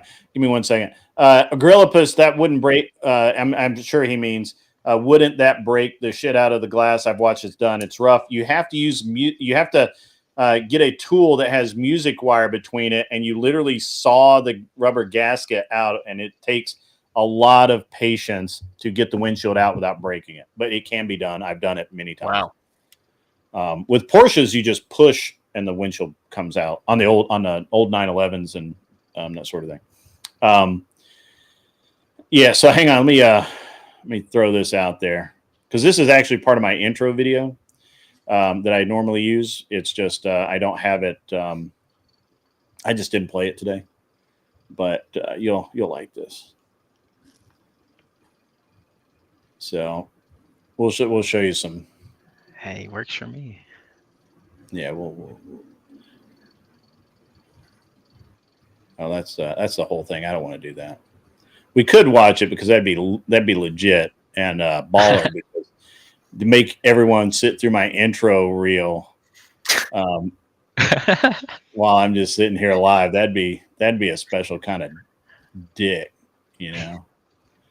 But well, damn, if I do I not have that all by itself? Maybe I don't have it all by itself. What the hell? Somebody is like yelling at me, but I don't. Uh-oh. And I remember your. Sorry for changing the topic, but I remember you saying something about Andrew Wilson were hosting a bunch of the debate stuff, and that was over in Tennessee, and that you guys were going to hold like a barbecue or something for them afterwards. Are you in Tennessee? Yeah. So what's happening is DebateCon is going to be in Nashville on the November 15th and 16th. Gotcha. And so what I'm doing is basically I'm since I live here and I owe Andrew a little bit, he's helped me out a lot. He's just been a dude. So since those facts are facts, what I'm going to do is I'm going to have we're going to do a get together, and I'm basically saying that if people want to come here early, if you get here Friday, right? Because the event's Saturday and Sunday. So if you get here Friday, and you want to come hang out and just, chill, that's cool. Come on down and do it. And I think Friday night I'm going to rent a venue, and we'll be able to, we'll basically be able to have it. We'll do some in-person debate, which I think will be really, really rad. And that'd be awesome. We'll base it around, my normal Friday night show. And so if you come here and you get here early on Friday, that's how that'll roll. And then Saturday, I'm going to go to DebateCon. I'm going to be there all day, shaking hands, throwing babies out of windows, whatever, and watching the debates. And then Saturday night is the night that I want to do the barbecue with Andrew and Rachel. They treated me and my wife when we were in New Jersey. I feel obligated to treat Andrew. I hope that he doesn't, because Andrew's sneaky. Andrew will find a way to pay and not make it or hold an event where it's like, I've already got this set up. I didn't know you were doing anything. And he's that friend that you go to buy a present for, and he's like, oh man, I bought it. And matter of fact, I bought you one too. Right. So he's that guy. And I really, Sunday, tentatively Sunday night, we'll do some more debating. People that are flying out Sunday, they or driving out, they leave. If they're staying till Monday, I'm going to do debates during the day in the studio that I rent, because the studio that I operate out of really can't. This is a small room that I operate out of, but I have access. I should have access to. It's Nashville. I can rent anything. And also we've got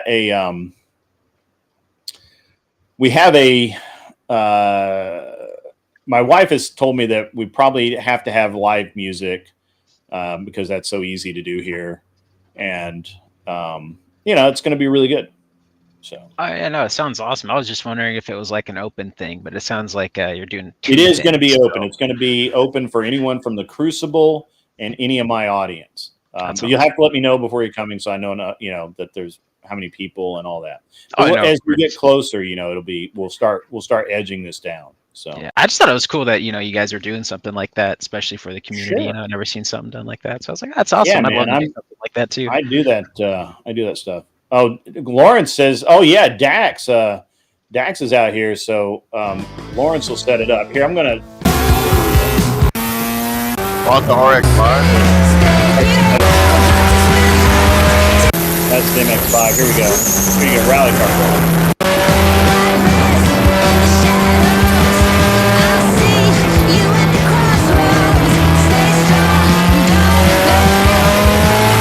This is Indy Motorsports Park in Arizona, and this is my MX-5 World Challenge car. Behind this is a production car. This is literally on the slick, racing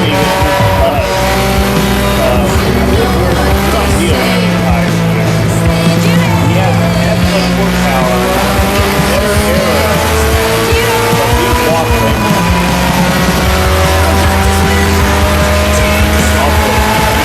This is not a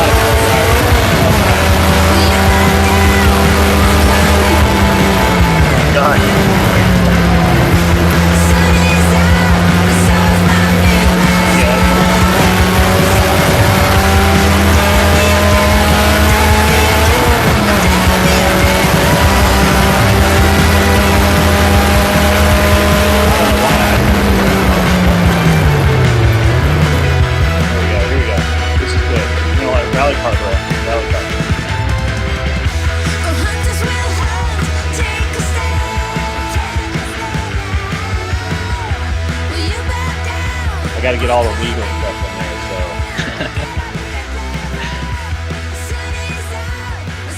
so. This is one of the best sounding cars. I'm gonna preface this by saying that this car does blow up because we were using a lot of nitrous. That'll do it. But that's just listen to this thing rip.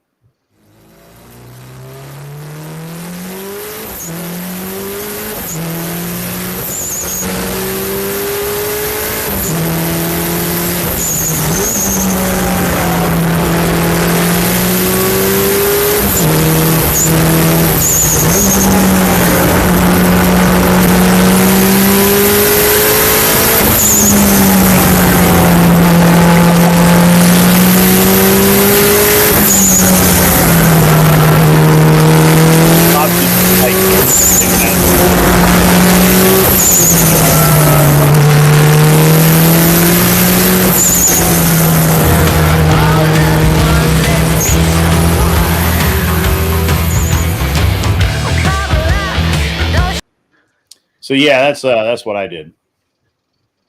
I did a lot of cool shit, actually. That's pretty fucking cool, dude. Yeah, that turbo was tweeting, man. That's awesome. Yeah. The wastegate, that flutter, no. I had the nitrous set up so that anytime he came off boost, when he went back to full throttle and the turbo spooling, it would give it we had 100 shot of nitrous on it, so it would instantly spool, which is why you hear there's no real lag, right? Like you're not seeing the car like go up and then shift gears and then slow down and then go again. It's just like constant acceleration, and that's all in the way that I had the nitrous set up. That's sick, dude. Yeah, that was no cool. downtime. That's crazy. Yeah, absolutely no lag. It's like so he told me, he's like, it's like driving a car with a massive V8 without all the weight up front, right? Like he's like, this is awesome. So what engine was that? That's a 4G63 okay. Mitsubishi motor, 2 liter. Yeah. He came back the following year with a 2.5 built by Magnus and did pretty well. So a buddy of mine, he's got I think it's either 90 or 91 Nissan 300ZX, and we've been back during COVID. A pet project that we had was he had ordered a 2JZ from Japan, and it was right before the price jump. So like he bought it for about $3,000, sure, and then immediately it was worth $7,000. Like not even 6 months later. And so anyway, we've been, life gets in the way and stuff, but we're going to be putting that 2JZ into the 300ZX because he already, I forget. He should totally not do that. He should sell that and buy the Nissan V8, the 5.6 or 5.7, whatever the fuck the new Nissan all aluminum V8 is. The Nissan all aluminum V8 will do 2,000 horsepower.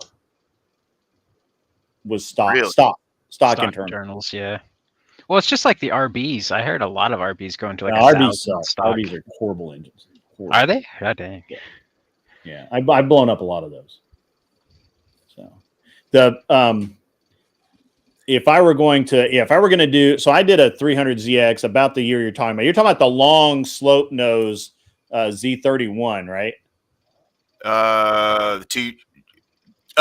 Wait. The car itself is like, yes, it's a long slope nose, and yours has probably got T-tops, right? Baby, right? I had one of those. Let me tell you what I did.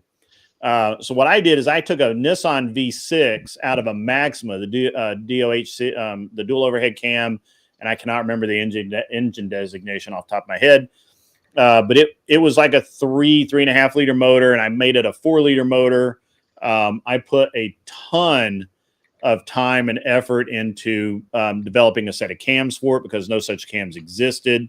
I had webcam grind a set of cams for it, and built an aluminum intake manifold for it because nobody built turbo manifolds for it. It never came that way, so they didn't exist. Built the turbo system, built a nitrous system.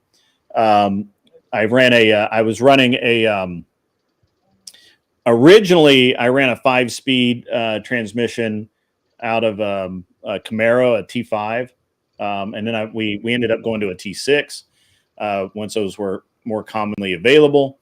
And then I did, and I put mini tubs in the rear. So I was running like a 28-inch tire in the rear. But it looked like if you looked at it, if you didn't, because of the way the body on that car fits, if you just looked at it from behind, you could tell the tires were wide, but you really couldn't tell how wide. Yeah. Right. But it was, and with the mini tubs, it was great. Right. And I had a strange rear end in it. I had a Mark Williams axle and axle housing. And so this, and that car made, and this was back in like 2000. It was probably 2000, maybe 99. And it, that car made right at 800 horsepower, which was a lot then. Right. And I used it to hunt Mustangs. And one night, the first night I took that car out, I made about 15 grand street racing. And then after that, the car really didn't, I mean, everybody knew what it was then, and it was very difficult to, it was very, very difficult. Hello, G1. Hello, everyone. How are you? Hey, how's it going? I'm good. I'm going to say 15 grand, sir, in one night is, dang. Yeah. Well, I mean, it was a long night. It started at 8. I'm just saying, you're a bad man. You're a bad man. Those women couldn't sleep all night when you were racing. Holy shit. Well, it was street racing, and I was so in 99, I was like 20 something. So, a long time. Yeah, I didn't start till 2001, 2, 3, 4, maybe. Yeah. Yeah. But that car, but I had a habit of building cars that would destroy things. It didn't look like much, right? And I had to tell a story on that, if I can interrupt, sir. Sure. Yeah, good. An ET Pulsar, so an E13, I think, E12 Pulsar, late 80s Pulsar. Oh yeah. It's Pulsar. A Nissan. That's a Nissan. Little hatchback. Yeah. So little like 1.5, 1.6 front wheel drive. Yeah. Mates built a car, cut like in the corners so they could pull the cam in and out. Cut like literally holes in the side of the car so they could do quick fixes. And it was the second fastest in the country. In which country? In Australia. Oh, Australia. Okay. Oh, I don't know, man. Australia's got some. I know some. I work with some people in Australia. There's some guys down there that take things pretty seriously. I think that basically Godzilla was built on Australian knowledge. Japanese helped, but Godzilla, as it is known, was an Australian manufactured product by Gibson Motorsport. So we're pretty good at stuff, yeah, for sure. Yeah, I know some guys out in Australia. They do pretty good work. Yeah, but I mean, ultimately, a lot of the Thai cars. I'm sorry. Ultimately, I've yet, and and we've raced against the Japanese, we've raced against Australians, we've raced against the English, German, and French. We actually raced against a factory. Now I cannot remember the name of that car. It's a Nissan, but it's built in France or somewhere Middle Europe. It starts with a D. Dang. Derek? Fuck. Are you talking like a four-door saloon? Four-door sedan? They're like cheap Datsun. Cars. Datsun. Huh? No, it's not a Datsun. No. It's not Datsun. No, it's a brand it's a European brand that Nissan owns. Oh. And I can't think of it off the top of my head, but anyway, they came and ran Pikes Peak and they did okay with that car. They actually did really good with that car. What was your favorite Evo? My favorite Evo? Evo? I spent a lot of time with an Evo 9. And to be honest, I'm an Evo 8 probably guy. my favorite car. Gotcha, thank probably you. My favorite car ever. Dacia. Thank you, Vic. Vic V33 Dacia. That is the correct answer. Yeah, it was a Dacia. Oh wow. Yeah. I'm not even sure. So my favorite Evo is an Evo 8. I've owned a couple of them. They're actually my favorite. I know other people might say, the earlier cars like the 3, the 4, the 5. Look, the 6.5. My other friend had a 6.5 with the solid diffs and so on. That was fucking cool, but they all built it to that standard anyway. So the problem with anything earlier than the 8 is the 8 took the rigidity of the chassis to like a ridiculous level, which is why Subaru was never really able to really compare handling or suspension wise with Mitsubishi after the 8. The 8 is so stiff. It's just a great chassis. It's a great platform to build off of. I can't think of a better car than the Evo 9, which is the same chassis essentially. It's the same it's the same exact chassis. It's just a different engine.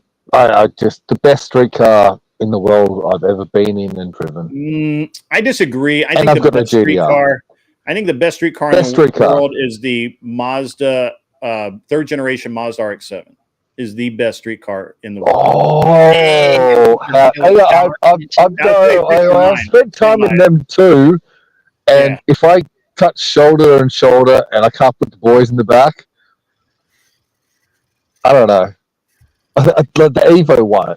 Oh. Well, the Evo is nice. the most practical car. You've driven them. You've actually, G1, good one. You've driven them. And on the street roads where you've got bad roads, medium kind of contact, I was just amazed. Like 220 kilowatts to the wheels in an Evo 9, and just the way it contacted, the way it moved. Sure. Lifting shocks that were upgraded. It was beautiful. Yeah, I don't disagree with any of the Evo's a great car. I love them on here in America. A decent Evo on an on or off ramp will embarrass a Corvette. Like it's just absolutely nuts. And I don't we're talking old cars here, man. So I'm not sure we can compare it to the new Corvette or anything. Yeah, That's I feel like fair, is it? Is it? You would know better than me. I've got no idea. I feel like I can. I think the new Corvette is a great car, but it's still. I mean, it's a great car, but it's still just All right, so are we going to get Oxycat in to tell you you're wrong? Because Oxycat's got a really nice Oxycat Corvette. loves her Corvette, but she doesn't drive it. She doesn't drive it the way I would. Well, she doesn't flip it. That's the issue. Yeah. So I'm going to show. I'm going to throw a picture of my my art. You go and teach her how to flip it. Car. This is my personal car that I built for me a few years ago. It is.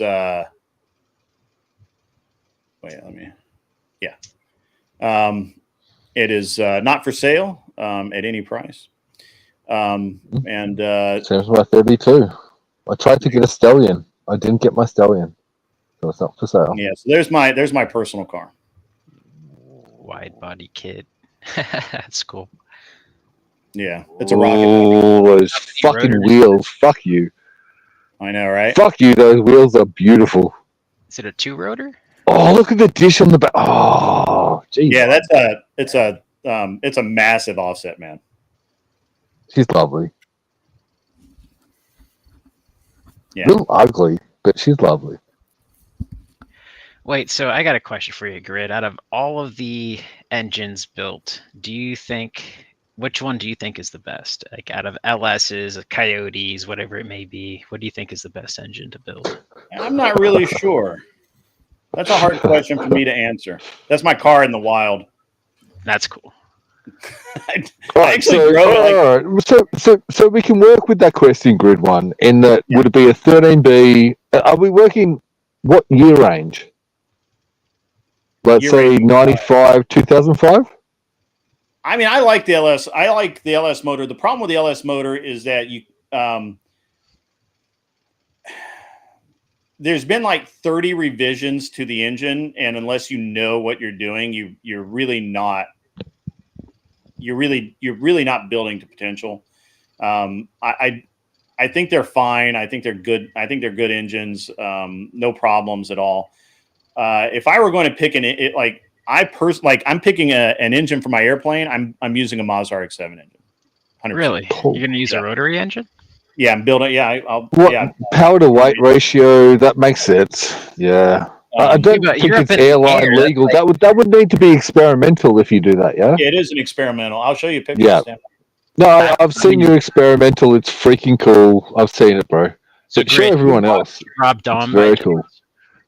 I'm sorry, I couldn't hear. I could only hear one person. I missed whatever somebody said. What? It said, do you know Rob Dom by chance? I do know Rob Dom. Mm-hmm. Dude's great. Amazing guy. After he showed me that you can make more power, torque, and horsepower off than a stock LS on a Dorito engine, I kind of want them to bring it back. Now, this is the naturally aspirated version of my airplane motor, but your experimental is beautiful, man. I love it. Whoa! What 3-seater, 4-seater? 2. It's basically a race car. What? Oh, that's 2-seater. 2-seater, 1 seat, 2 seat. What kind of speed do you get? About 200 miles an hour. That's saving time. Or matching it with fun. Yeah, okay. And you're not too worried about all the apex seals and all the things that could go wrong? No, the apex seals never actually break. Well, let me rephrase. They very, very, very seldom break.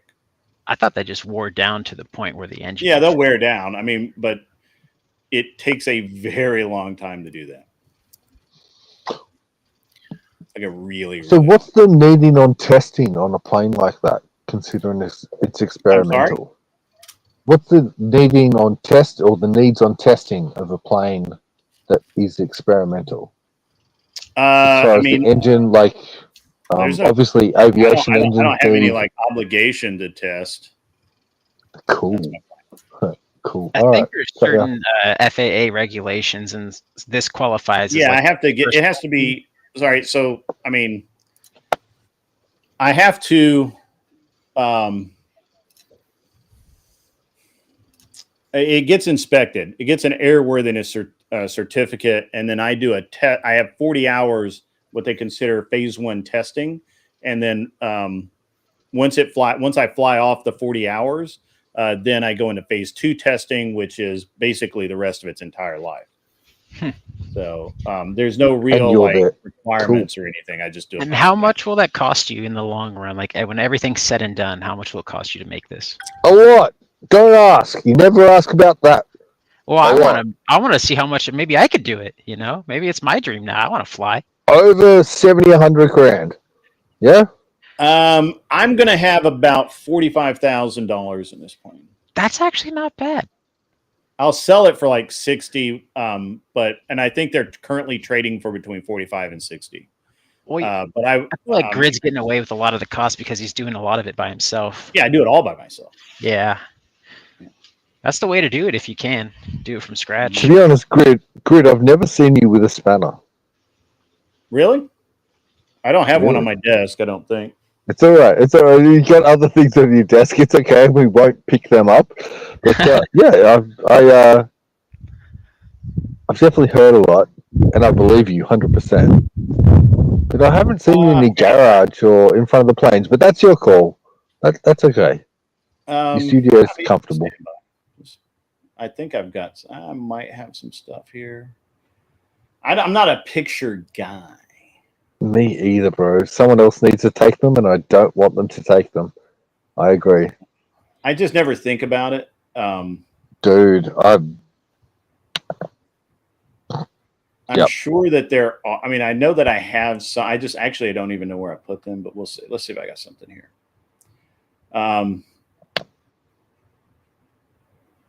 The actual plane So that's interesting. So did you That's build me that on plane, me or on the left there at the track with the driver? I'm making him go fast. in the? Oh shit! Hang on, that's in your RX-7. That was the red RX-7, yeah. No, that was a Mustang. Shit. All right. Sorry, I'm on my phone, so it's a little small.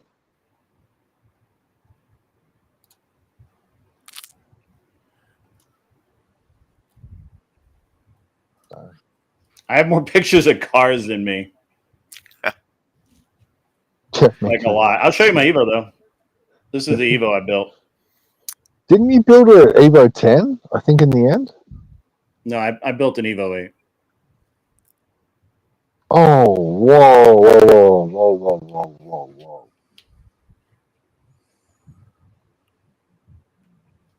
Grid, how much do you think? How much do you Dang. think a 240, Nissan 240 would cost? Like that's not all tricked out. Something that's just like in good running condition that I could project. I have no idea, dude. I don't. First of all, I'm not a 240 guy. I kind of hate Nissans. Fair. It's my personal bias. This is me making a splitter mold for my cheater splitter. Dude, I made custom fiberglass stuff for guys on tracks for the Evo 6 and 6.5 technically, and an Evo 9. I made all the aftermarket parts, air splitters coming in through the front bumper to the front guards by hand myself. It was fun. Engineers trusted me to make them. Pretty cool. They worked. This is how you move a car in and out of the shop when you're working on it. So that's pretty funny. The track, broken car. Oh, wow. Whoa. That's not me. That's a cup car that I did it for Denver Grand. That's a Denver Grand Prix in 2005. Shoes timbers. Can you guys hear me okay? Is my wife? Yeah, we can hear you. Oh, yeah. Okay, cool.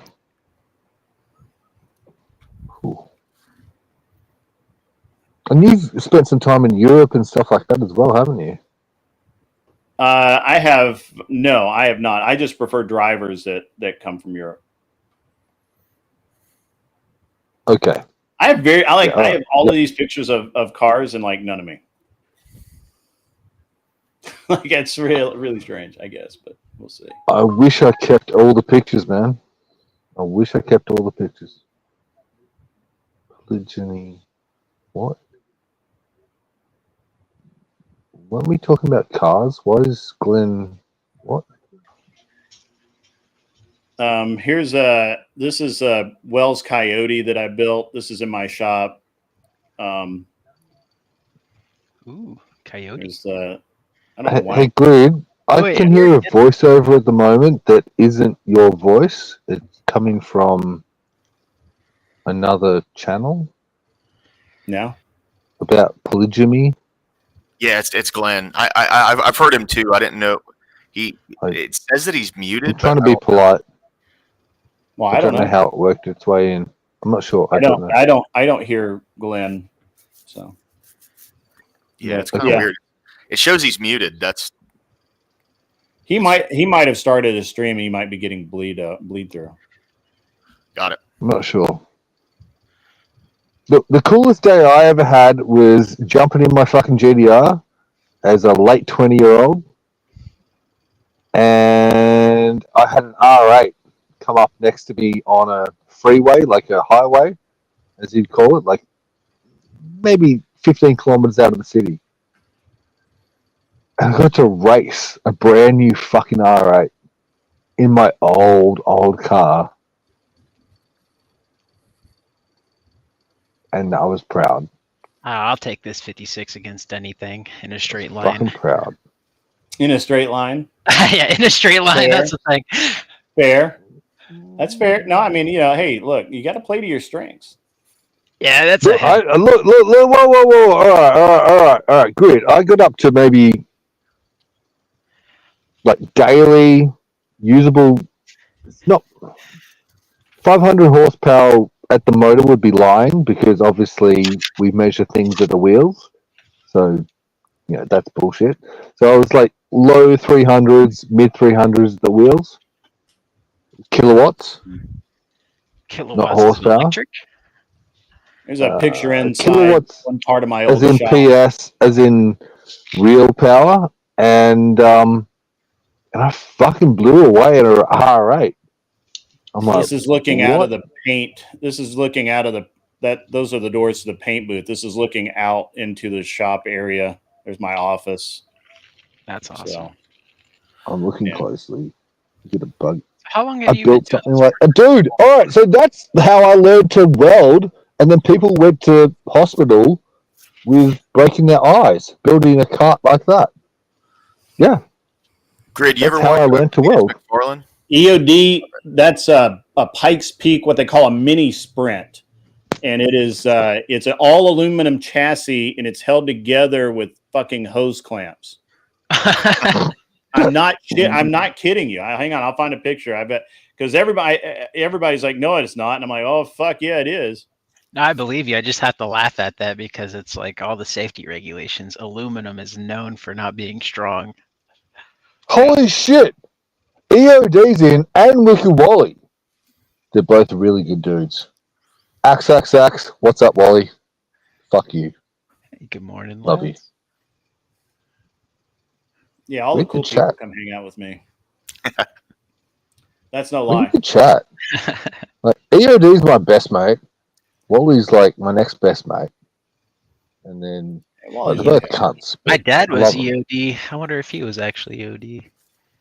No, EOD decided he wasn't red hair enough, and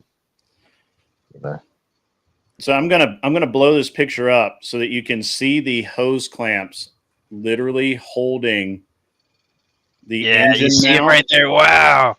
That's the back half of the car. Is that JB Weld on that? What is that? No, What is it's that TIG black welded stuff? aluminum. You It's see TIG the black welded stuff aluminum. between the yellow You piping see this that's right here? You see this arrow here, right here? So this is the back half of the car. These are the hose clamps that are holding the back half of the car to the front half of the car. Wow. That's wild. Hey, Grid, what is that stuff at the very bottom where the yellow and that weird pipe mix? There was like that blue or that black. Whoa. That was weird. Sorry, guys. It jammed out on me there for a second. Knocked all you guys off. Oh, you're good. But yeah, so yeah, what's up? I mean, hose clamps. So that's a Wells Coyote. I had just done a bunch of work to it, but yeah. All right. So are the hose clamps for actual structural or just keeping an exhaust? They're together? structural. Shit. They hold the car together. They literally hold the car together. And the idea is the entire front is this like crash area, and it separates. And the basically the car with the hose clamps, the car can break in half, and the engine go one way, and the car go the other. Or the front of the car goes I've never had anything based on the same reasoning except for a bike and a cart, like a buggy. Yeah, that's interesting. Yeah, I understand, but a man named John Wells, who's no longer with us, he's passed. Good man. Designed John. this, and okay. he was brilliant. And even the brake rotors on this car are aluminum because you don't need brakes. You're racing uphill. Like, what are you doing? Just lift, and you'll be fine. Yeah. So, okay. But yeah, it was built specifically for the Pikes Peak hill climb, and yeah, it's pretty rad, honestly. That's interesting. So, electric cars back then would have been no point. I don't know if you guys have ever seen a 935. They don't need brakes. Yeah, this is a 935. That's where the car ends. Like, see where his feet are? See that? right there. That's where his feet end. Damn, pretty Grid. Wow. Wow, man. Oh, fuck. Yeah. Yep. Just. All right. So what? So what's that made? So you had the frame on a jig to build. No, and that's then, being weighed. That car is being weighed there. Yeah, but I'm saying you built that entirely, yeah? Well, someone in Porsche your built company that. did. Porsche built that at one point in time. And it's not a 935. That's a now I lost 917, 930. That's not Porsche Cup. 917/30, not 930. 917 Yeah, but that's /30. But not to be rude, but that's not Porsche Cup, like Porsche Cup racing, is it? This was a car that won at Le Mans. So no. Cool. Yeah, I mean, but you know what? Do you guys get Porsche Cup, like the Porsche Cup with the rich No, guys? not really. I mean, we racing kind of cars? do. This is my 911. It's pretty cool. It looks like a bug. That's cool looking. That's what it looks like when it's dressed. Oh, okay, so that looks better. When you see it naked, it's not as cool. There's the motor. Wow. That's the original. Right, I'm looking closely. I see 1 turbo, 2 turbos. Yeah, 2 turbos. On what are they? I'm not sure on the leader each of the Porsches, man. I had a mate. His first car was a race car, wide body, and then his dad had to have inches taken off each side so that it could actually be street registered. Mm-hmm. And then he raced Porsche Cup in a garage full of Porsches. Yeah, this is actually the car that when I finish it, if I don't sell it immediately, I will probably kill myself in it. It's got a roll cage. Okay. You'll be fine. No, that's no comment. It's doable. So, because this car is all literally. I don't know how big any of you guys are, but I promise you that lower class and I can lift this car as it sits right now because the motor's not in it and the transmission's not in it. Lower class and he can grab the front end and I can grab the back end and we can lift the car and move it. Yep, I've seen that happen. My older cousin used to drive an older Bug and he dropped all Porsche stuff into it, and that was the most badass car I've ever seen. That's insane. Mm-hmm. Yeah. Yep, and I'm putting a right at 1,000 horsepower in it. Holy fuck! 1,000? Sorry, excuse my language. I'm allowed to swear, Grid. Am I okay to swear? Yeah, you can swear. I do all the time. Yeah, that's a lot. A lot. I haven't actually driven. I've never driven that much power. Yeah, the car should weigh just under 2,000 pounds, and I really want to have right around 800 horsepower, 800 to 1,000 horsepower. All right, so I mentioned my friend's ET Pulsar. Yeah, I mentioned my friend's. Go ahead. I'm sorry. ET Pulsar that had 200 kilowatts at the wheels, or low 200s. Mm-hmm. That's in the front wheel drive that was light as hell. Mm-hmm. You're talking super bike. Far more than that. Yeah. Far more, but wow. 1,000 horsepower. Mm-hmm. At what weight? 2,000 pounds. Just to prove I will dyno anything. That's awesome. Oh my god! I literally had somebody come in. They're like, "Hey, I've got this whatever Bombardier, Can-Am, whatever the fuck it was," and he's like, "I wonder how much horsepower it makes." And I'm like, "Strap her down, see what happens." That's actually hilarious. All right, so you not only had your own shop, you had dynos. You still do, or not? No, I retired. No, I retired as well. but still got shit. Yeah, I retired. The shop's gone away. You finish up with that. You don't have a dyno anymore. You can't like just strap stuff down. A lot.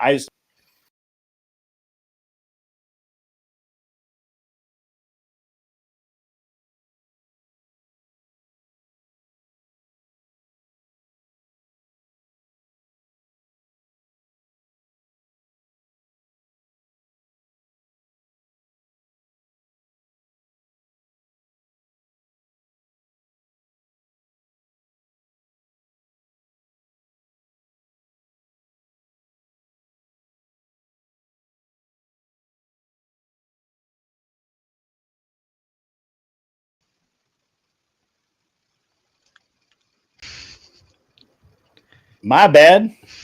I don't know why it does that. It may be. I don't know. This shit, he's kicked me. He doesn't like me anymore. Hates Yeah, that's shitty right. I ass. did.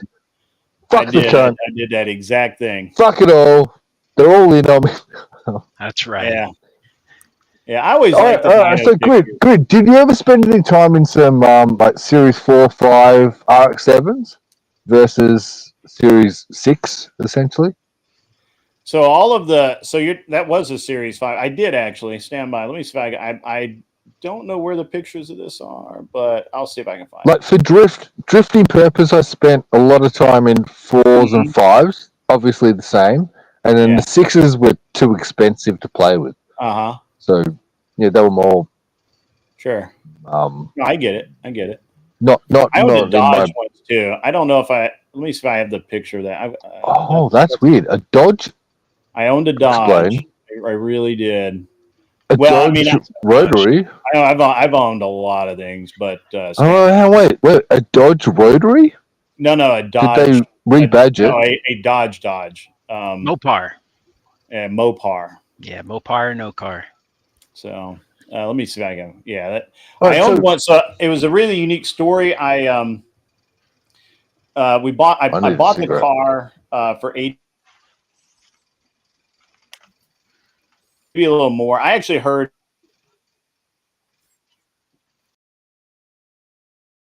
Can't tell, bro. What is going on here? This is I don't know what's going on here. This is crazy. I'm not doing that. I'm really not. Is Streamlabs doing some kind of maintenance or something right now? That could be affecting things. Could be. Yeah, that could be. Oh wait, can you guys turn cameras on and off by yourself? If you've got access, you can. Yeah, you can turn your camera on and off. I don't control that. No, I can. Can someone else that's hosting do it? I can't turn your camera on. I can turn your. I think I can turn your camera off. Let me see. Yep, I can turn your camera off, but I can't turn it back on. I can't turn it on if you turn it on. So, Jake Varr, what is up, my man? What's up, bro? I just got out of work. I'm going to show you.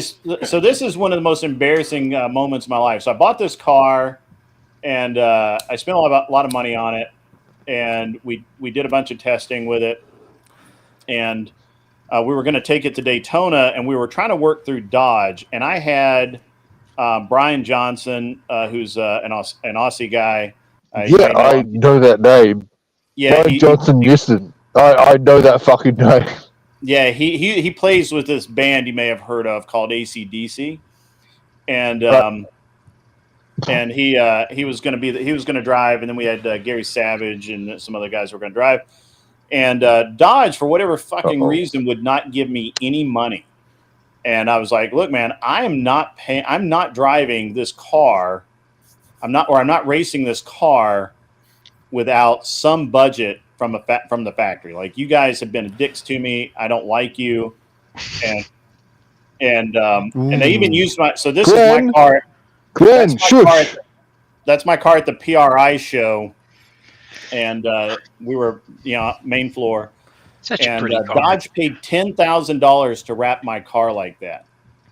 I did not do that. I'm looking. I paid $10,000 to wrap that car. Was this back when you owned the Grid One Motorsports? Yeah, this is when this was kind of in my heyday. So there's the car. What year do you reckon? Like early 2000s? This was 2012 or 2013.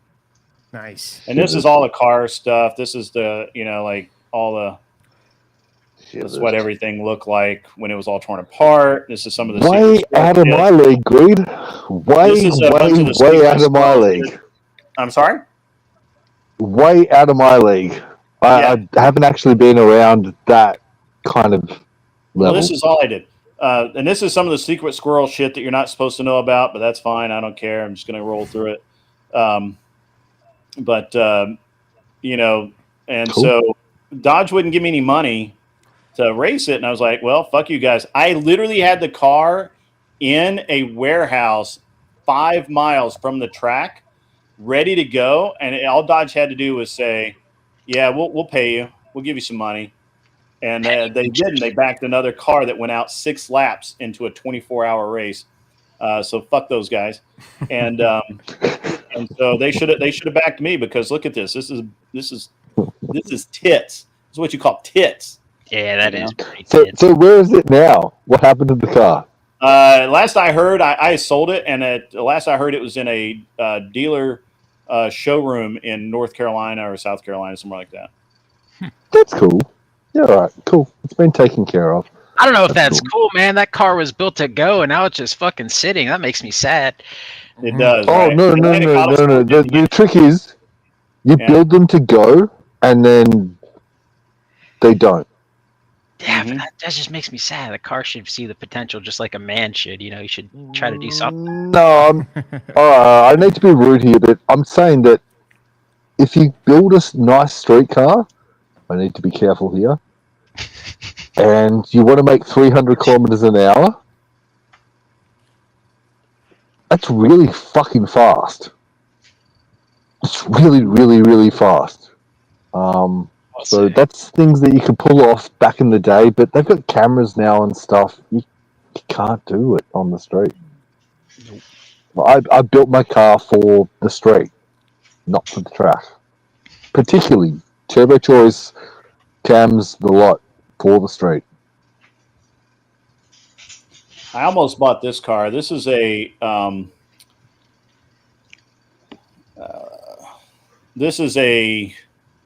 Gallardo Superleggera. It has an UR 1300 kit.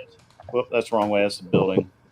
Sorry, you said something. You are hybrid kit. Underground racing. Underground racing. Oh yeah. It has their. Oh, that's my. Never mind. That's my blood.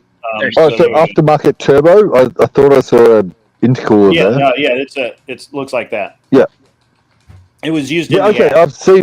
I've seen similar ones with GM equivalent. Yeah. All right.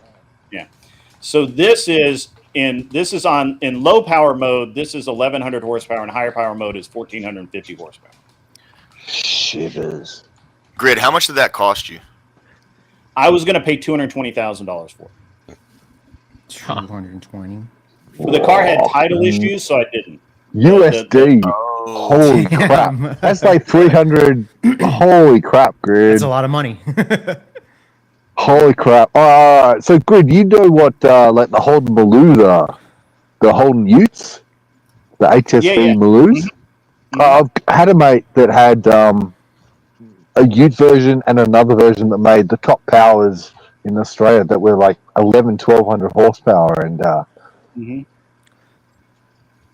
completely useless vehicles. Completely useless, man. Completely fucking useless. They look ugly too. I'm sorry, they do. They're ugly cars. Shut up. The fucking Maloos are freaking beautiful. Nah, and the HSVs are even better. But 1200 horsepower, it was essentially a dyno queen. This is a car that ran Pikes Peak that I built. It looks like a Hot Wheels car because that's really what I painted does. Yeah. Nice. Weird one. Does. Yeah. That's all paint. There's no stickers. That almost looks fake. Well, I like you. I know, right? Wow. I think It this looks is photoshopped. Like Yeah, it even the does. website here at the bottom, it looks like it was put on there, bro. Yeah, that's weird. I don't know. It's when I transferred a couple of these pictures, they look really weird. Like the Right, so say again, what car's that? That's a Mazda Looks like RX-7. The second generation. Yes. Dang. Almost looked. I thought it might be Lego I Supra. have a picture of it in the A80. picture of it in the. Let's see. Is it here? No, that's Brian's car. That was really cool though. I love that car actually. Let's see. All right, let's talk about Jake's here. Let's talk about politics. I want to tell him what's what. That was I never talk to. Yeah. Never talk to Jake. All right, all right, this is good. So so this is a car in. Let me show this. That's a car in the booth. Dude, nice. Is that the one that you just showed the picture of? Yeah. Nice. That's another RX-7. That's what it looked like when I was fitting the body and cutting it the fuck apart. That's what it was supposed to look like. It never really did. Wait, so Grid, There do you it have is, to be painted or out did of the you booth. paint it? There's what the engine looked the like. whole car was stripped apart. They modified everything they could. Literally everything. But yeah, it's next level, man. Like it's full. I built this whole this right here is Cool. an aluminum frame that holds the radiator and intercooler and came out in one piece. I have see how tight the roll cage fit. That's actually a factory crease in the roof that I put the roll bar through, and that's how tight it was. You could put my business card. That's pretty standard here, doing that with the roll bars. But we get them from Japan, and that would be standard because Japan's the best. Oh, nice Did you Ben. just hear him? Japan's the best. Yeah, all these cars are Japan cars. Shut up, Oh, okay. All right. Jake. You're not in the Corvette or Mustang. I feel like I need a debate this. Oh, what? I literally cut the fuck out of this car. Look, so this is interesting. Hey, wait. If you go back a picture, Grid, or two pictures, I think now, that was a triple roll bar. So that's structural if you're doing that all the way to the coils. That's everything. as it's being built. So yeah. So what I did, you can That's see the the aluminum entire frame thing. that I made. You can see the aluminum frame that I made right here. I cut the wheel wells out and I made front wheel tubs so that I could run the same size tire all the way around the car, and it was super wide. This is just what a car looks like when you're tearing it apart and putting it back together 8,000 times. Dude, that's Nice. And did you paint it or did you have a don't give a shit money. That's crazy. That's legitimate. Don't give a shit money. I'm gonna build it how I want. Holy crap, man, that's cool. Yeah, that's.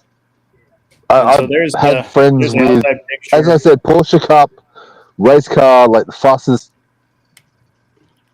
cars. Or of you were sorts. racing earlier in that That's insane, bro. internal POV. That's insane. No. Wow. This is I don't have any video of this car. It's That's too all the old, guys. energy You go got back, going. like pre-2005. We don't have footage. It just doesn't exist. Yeah.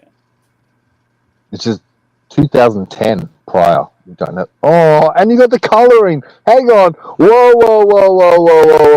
Look at your coloring with the blue and the yellow. That's. And this is where we blew it up. So look, if you have too much horsepower, you break things. Yes, that's why you build a nice street car. Is that the oil Yes. block that cools down? That is actually the iron that's part of the engine that, yes, indeed, broke at the oil filter housing because it had too much oil pressure and too much power. Yep. And we gave 0 fucks. And there's the car when I put it all back together. So. All right, so you had too much oil pressure because the gear wasn't driven correctly for oil pressure at the revs that you were carrying. It was really tight. And the car was. I mean, the car was just built really well. I mean, the engine was built really well, and the oil was cold, and it's just something that happens with those. It's a known failure. Now, most people get the failure wrong. I'm not saying that people understand what they're talking about, but No, so in the RB26s, we would go certain different gear for the oil. Like they make a change on. I've got a change on my oil pump that makes essentially the oil only work at higher revs or medium revs. It doesn't work well at lower revs, which would be the street car version.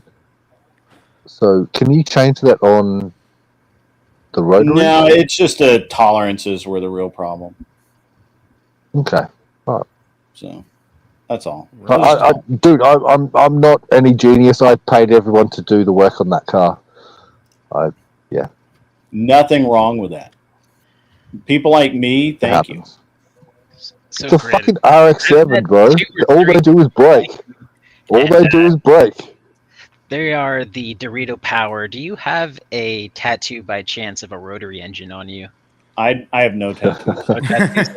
Everybody that loves the rotary engine has a tattoo somewhere on them. So I was like, I wonder if Grid has one. No. Look, I've got two good mates that have had many, and they've got no tattoos like that.